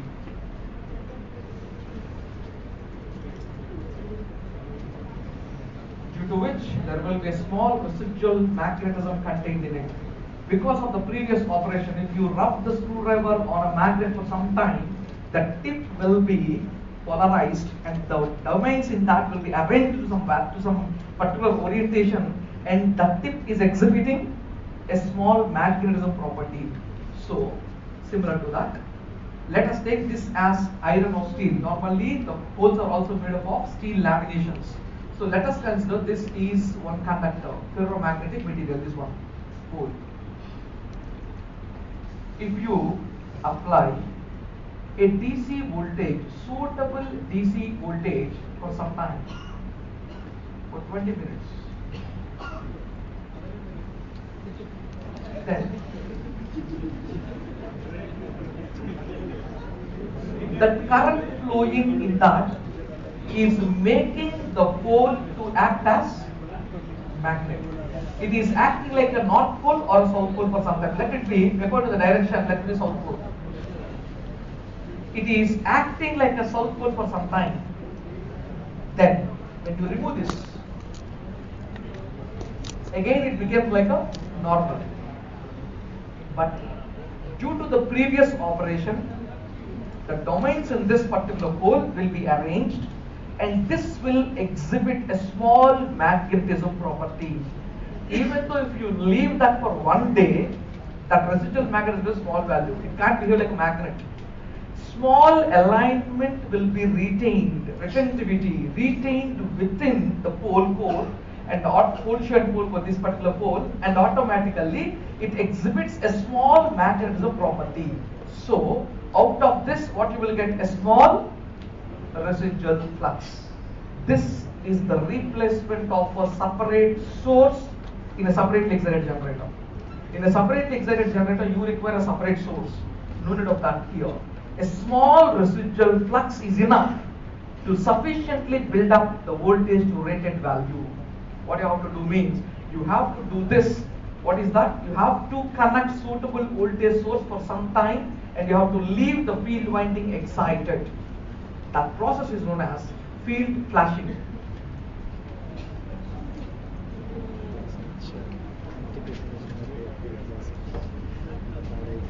You have to do field flashing for some time. That's the headache of the manufacturer. Sometimes in the exam you will be asked, there is no residual flux in the machine, what you have to do? Connect the field winding to a DC source for some time. Not more than 30 minutes, enough. Even if you connect it for 1 day, the same residual flux you will get. Unnecessary heating of the winding. So 20 minutes is enough to maintain the residual flux. After residual flux, there is a small value, and now you run this generator.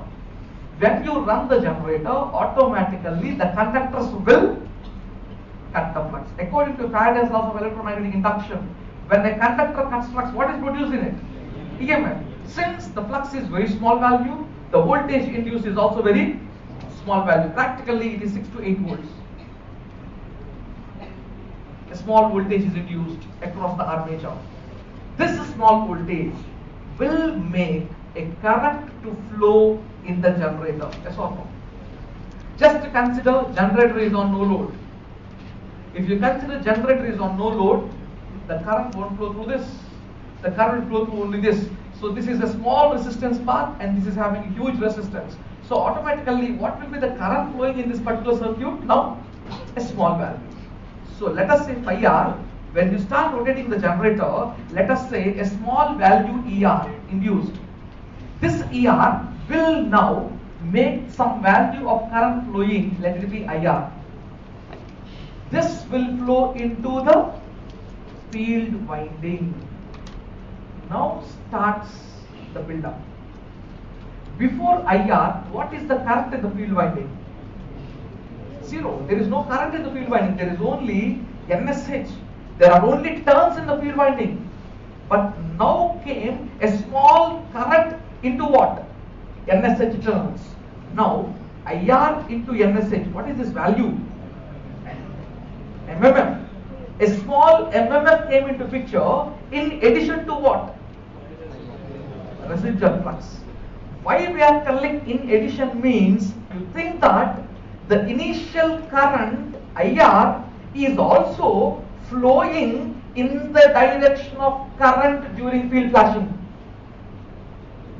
I'm repeating again. You think that the initial current IR is flowing in the field winding in the direction of current which is flowing under field flashing. Is the point clear? So previously, while we were doing field flashing, the current is flowing in this manner. The pole is acting like a south pole. Now you connect the field winding across the armature in such a way that the initial current also flows exactly in the same direction. Then phi r and this IR into NSH, let it be phi 1, will exactly add. Yes or no? They will add to each other. Now, what is phi r? Small value. What is ER? Small value. IR also small value. You want to accomplish a job, you want to finish a job, like you are starting with 6 to 8 volts, it should go on develop to 220 volts nearly. So there's a long way to go, within seconds it will go, but the initial process, for example, if I want to move a chair from this point to that point, if I give a good kick, it will go there without stopping. If I give a small kick, it will stop in between. So like that, the initial MMF should be as strong as possible in order to develop the loop, the development of this cumulative buildup should be developed within rapidly without any problem successfully. Then, as the current is very small, you cannot have high phi R, you cannot have high voltage, you cannot have high current. Even though you do field flashing for 1 day, the same voltage will be there. It can't act like a magnet. So, IR is a small value, but initial MMF should be considerably large value. How can you achieve this? That's the reason why you have written shunt field turns are large number. You remember? Under shunt generator, you have written this. Shunt field winding turns are large number. I told you will understand in the voltage buildup. In order to maintain good amount of initial MMF to develop the voltage rapidly, the initial shunt field MMF should be much more large value. You can't have more IR. It's not in your hands. But you can develop large number of turns and automatically IR into NSH is a large value, and that will start the buildup and the cumulative buildup comes into picture. Now let us consider this phi 1, initial phi 1 is a good amount, not large, a good amount. Phi 1 add to phi R. What happened to net flux? Increased. If net flux increases, what happens to ER? Increases. Let us say E1. Due to phi 1 plus phi R, again voltage became ER plus E1. Automatically, what happens to current? IR plus I1. And how this current is flowing now? Where this current is flowing now? More current is flowing into the field winding. This has only one path to flow. So, into the field winding. Then, what happens to the current now? Increases I1 plus IR into NSH. What happened to the MMF in the field winding? Increased. What happened to the voltage induced now? Increase. Like that, the current increasing going into the field winding increases flux, increases voltage. So finally there is a cumulative buildup of voltage happens rapidly up to saturation. What is the saturation means?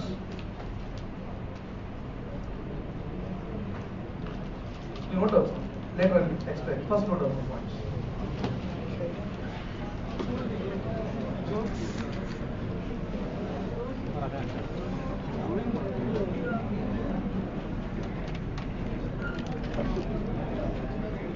The first essential condition.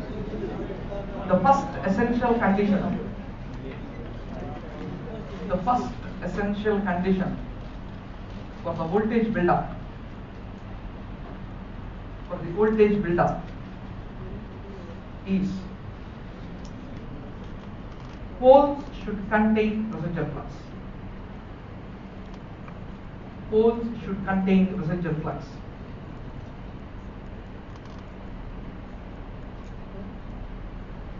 Which can be achieved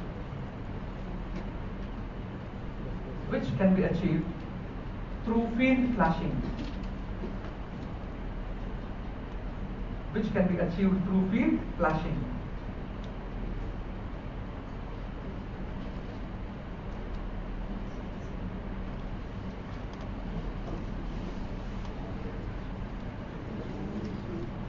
When the armature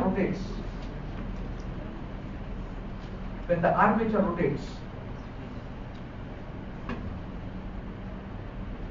conductors cut residual flux. Conductors cut residual flux, and a small voltage is induced.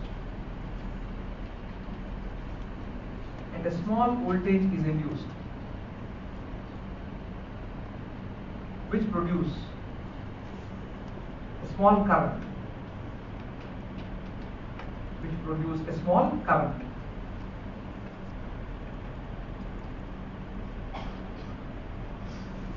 Change the color of the pen, the there right now. Continue.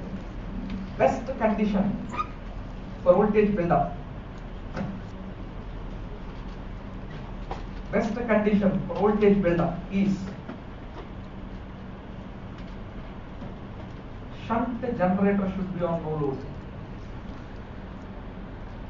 Shunt generator should be on no load. As I have told you earlier, no load means what is the resistance across the terminals? Infinity, right? So as you are loading means what are you doing across the terminals? You are reducing the resistance value. Just think about one condition, that you are reducing the resistance value much below the field winding resistance. What happens then? You are reducing means the machine is on load. Think like that. You are not short circuiting it. I'm conveying that you are loading the machine. You are reducing the resistance. You are loading the machine. Let us say the generator is started with some load. That load value is in such a way that resistance is much below field resistance value. Then what happens? Initial current want to flow through only through this. And what happens to the voltage buildup? What happens? Doesn't happen, right? So what's the best condition now? No load is the best condition. Next.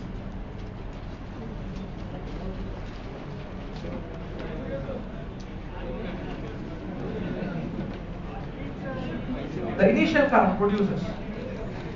The initial current produces.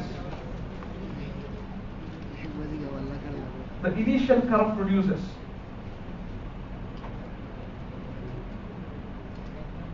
MMF, which should add the residual flux. Which should add the residual flux.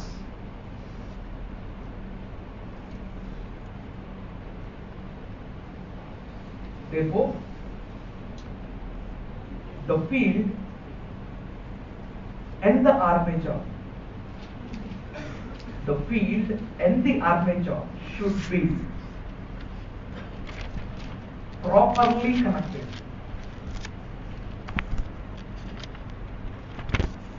The field and the armature should be properly connected with respect to field flashing. With respect to field flashing. Listen now.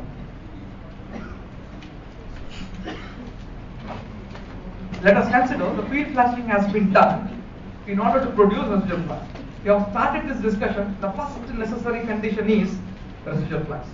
Without residual flux, don't imagine a shunt generator. Means, if there is no residual flux in the machine, you imagine the generator as only rotor is rotating, there is no yoke. Can we say that? There is no residual flux. There is no residual flux. Means there are no poles. If there are no poles, once imagine an armature just rotating without any stator. What will be the induced EMF? Zero. Why I'm telling this means, in any question, if you see an option like this, field winding reversed or residual flux erased away, residual flux neutralized, like that, if you see any option, you just pick 0 is the answer. Is the point clear? So while solving the questions, you will understand. Remember, whenever residual flux erases means totally erased away, there are no poles, there is no stator, only the armature is rotating, so there is no voltage developed. What happens actually when you do field flashing in this manner? When you connect the field winding in the reverse manner, assume like that. Already field flashing has been done in this manner. It was over. Now you have connected the field winding across the armature in such a way that initial current IR, now there is no current. When the generator starts, there is no current. This is during field flashing. So some small residual flux is there because of the current flowing in this manner. Now you think this winding is reversely connected. Then what happens? The initial current IR will flow in which direction? Opposite direction. What happens? Previously, it is acting like a south pole. Now it should operate like a north pole. It's true, but remember, from plus, if you go to minus, from clockwise direction to anti-clockwise direction, it should pass through 0. Yes or no? You are at plus value, you want to go to minus, it should pass through 0. You can't escape 0. A motor running in clockwise direction, it want to run in the anti-clockwise direction, it should stop and only it should go to anti-clockwise. Yes or no?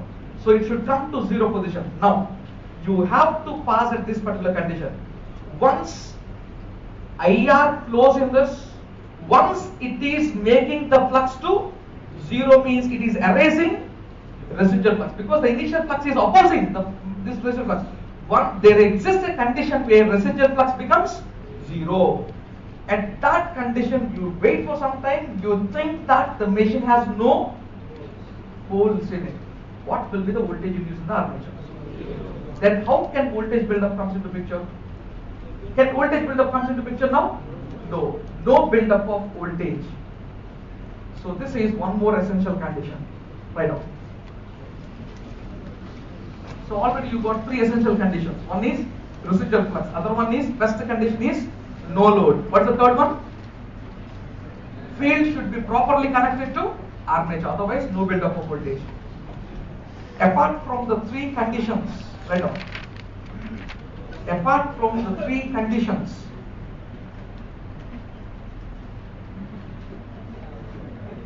the resistance of the field winding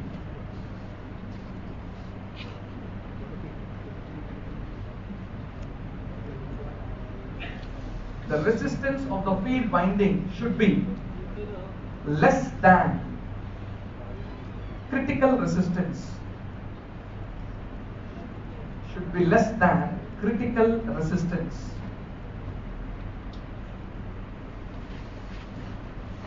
As well as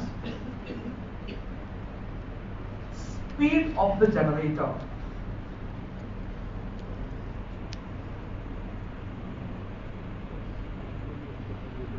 Speed of the generator should be greater than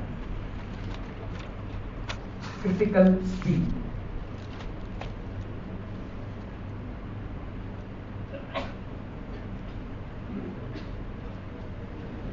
For example, now you got how many conditions total? You put 5 conditions. Now listen. Apart from these 5, all the 5 are perfect. Still, voltage buildup is not getting into picture. If you are asked like that, then the worst condition may be improper contacts with the brushes. How is the field winding connected across the armature? Once think about the connection. How is the field winding connected across armature? Through brushes. So between the brush and the commutator, if the contact is not proper, what happens? The initial current is very small value. If the current is large value, it can jump through a spark. But the initial current is very small value, so it can't jump into the brush through spark. So what happens? It can't flow, therefore voltage buildup doesn't take place. Right on that also. In spite of the above,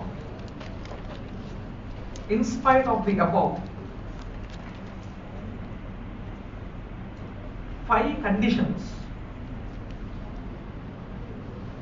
In spite of the above 5 conditions, if the voltage buildup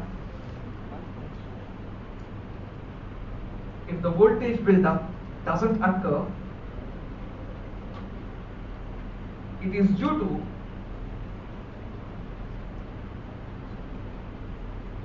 to improper brush contact. It is due to improper brush contact. So remember, the first preference you have to give to residual flux. The next preference you have to give to field properly connected to the armature.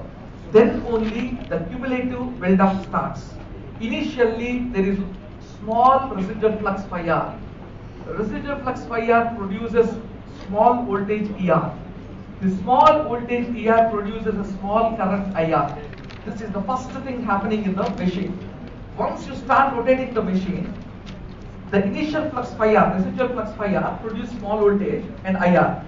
This IR will flow into the field winding. Already field winding consists of NSH. No current in it previously, only phi r is there. Now IR flowing into NSH produces what? Initial flux phi 1. This will produce one initial flux phi 1, which should add residual flux. Already there is residual flux. So if it add only, then what happens automatically? Net flux is increasing. When net flux increases automatically, what happens to ER? Increases to E1. So this increase will produce more current, IR plus I1. Now, where this more current is flowing into? It is again flowing into the field winding only. So I1 plus IR into NSH. What happens? More flux now. Let it be phi 2 plus phi 1 plus phi R. Produces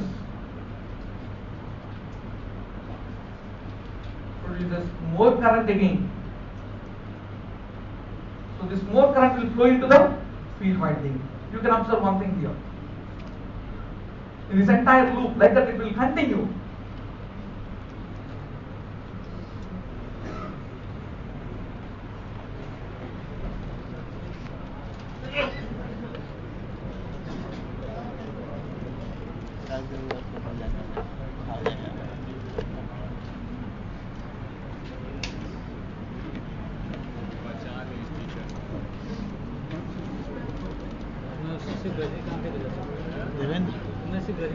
When there is no current in the field winding, first case in this, when there is no current in the field winding, what is the voltage across the armature? Is it zero or not? No, it is not zero. Small residual flux is there. Even though there is no current in the field winding, there is a small voltage in the armature. So, no current, zero current. This is the current axis, this is the voltage. So, some small voltage is there, that will be 6 to 8 volts. So, what happens? Initial current will come into picture. Some current will make this voltage to increase. So, finally, the voltage developed takes place cumulatively. Increase in IR increases voltage. Increase in IR increases voltage. Observe. The current flowing into the field winding increases flux and voltage. You can observe one thing. Increase in the current increases flux, automatically increases voltage. This is what the sequence happening here. There is one point known as saturation. That is, even though the current increases, flux won't increase out of the pole. You know the poles are ferromagnetic materials. So, as you are increasing the current flowing in this, after a particular value of current, the domains in this will completely, orientation will be saturated and the magnetism property doesn't increase. This core gets saturated. So, for 1 ampere, for example, 1 ampere you will get flux. For 10 amperes also, like that you won't get the flux for the same current.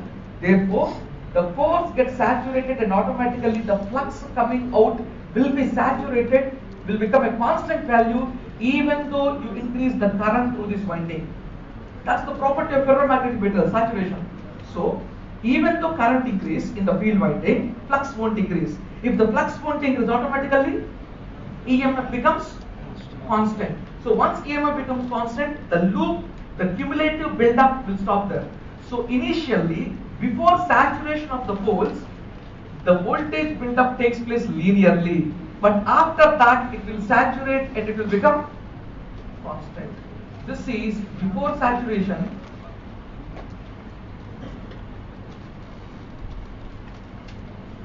This is after saturation.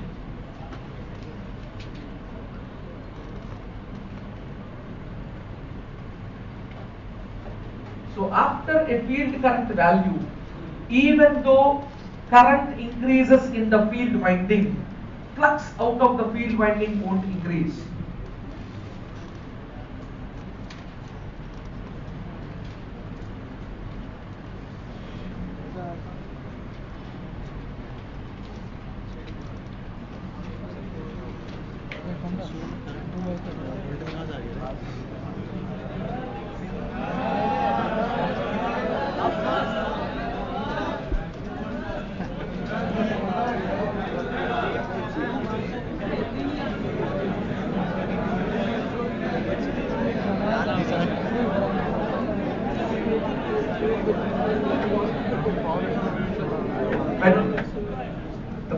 get saturated.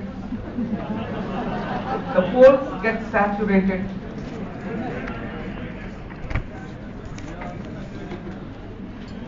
The poles get saturated after a particular field current value. After a particular field current value, the cumulative voltage buildup. The cumulative voltage buildup takes place up to this point. Takes place up to this point.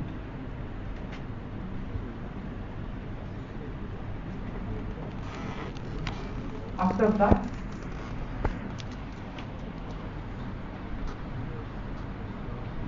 the voltage becomes constant.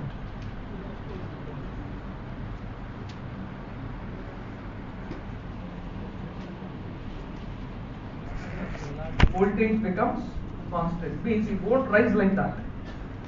You can observe only the linear characteristic before saturation. As the current increase, flux increase before saturation only.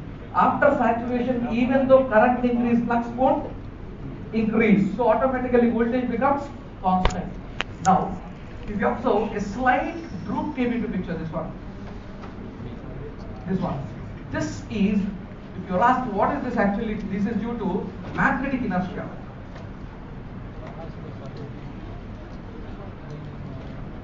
Generally, if you plot OCC for any machine, if you plot this, you won't simply plot like this. It won't rise like this. The slight, this one, a slight droop comes into picture like this. A bend is there here. Also, this one. If you are asked what is this, why the OCC is not rising, it is due to magnetic inertia. What is this magnetic inertia means? Initial current, when it flows through the field winding, current is varying from 0 to some value. Current is varying. So, when a current varies, the field winding, which is consisting of huge turns, will offer some inductance effect. So, what is the property of inductance?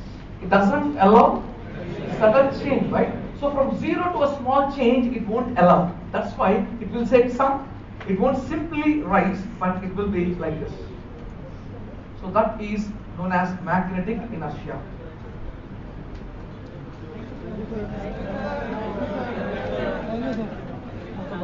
Take the workbook.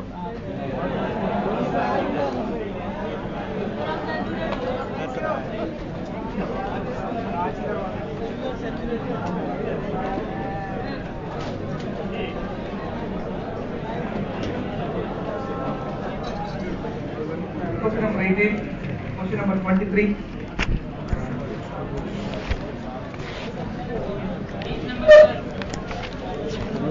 DC machines, question number 18.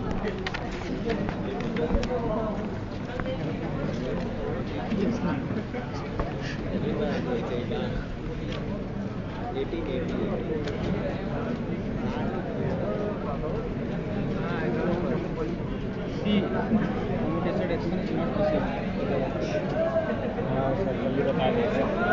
Question number 18, answer is C. To solve question number 23, use the formula of winding I have given you after armature windings. What is the formula you have to take there?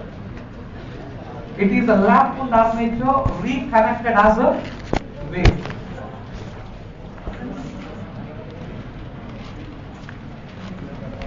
What is the formula you have to make use?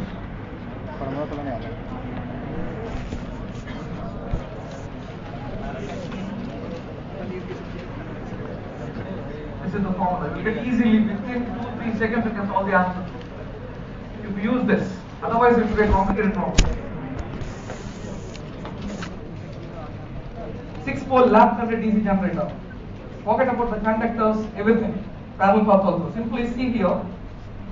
Armature resistance is 0.06. 6-pole armature resistance is 0.06, means when it is under lap wound mode, what is RL value?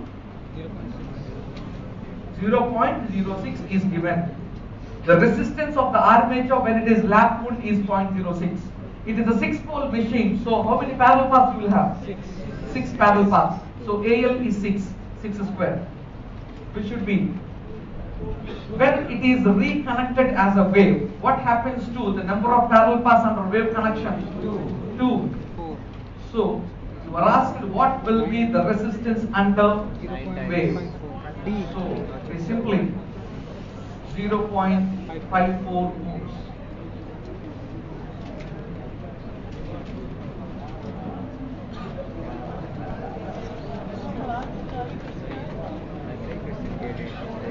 Similar question 60.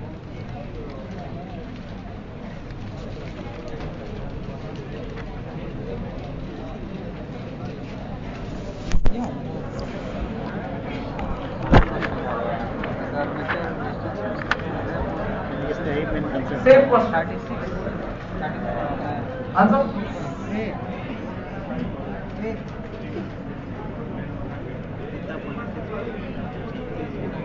Same question. You can solve in the same method. 65. Wave winding is employed.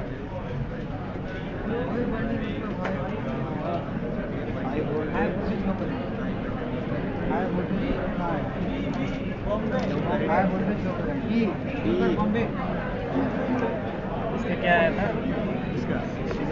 Wave winding is employed in distribution of what? Low current, high voltage rating. Wave winding, high voltage, low current. Answer?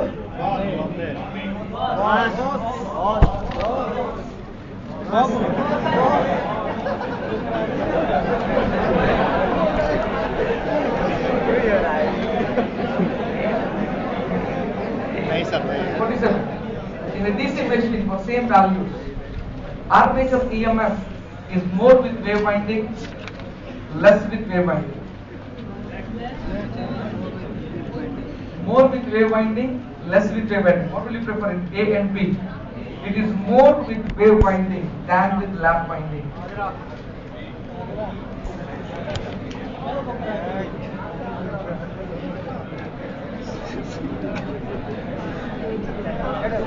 तुक्का भी मिलता है sir अभी छोड़ दीजिए 61. भागते जा रहे हैं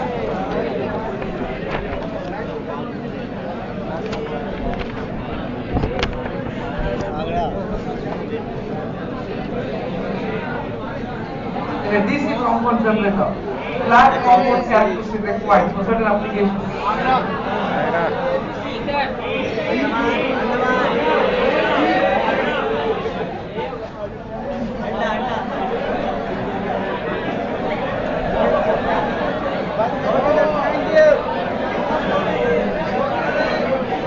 अचानक छोड़ा गया अचानक छोड़ा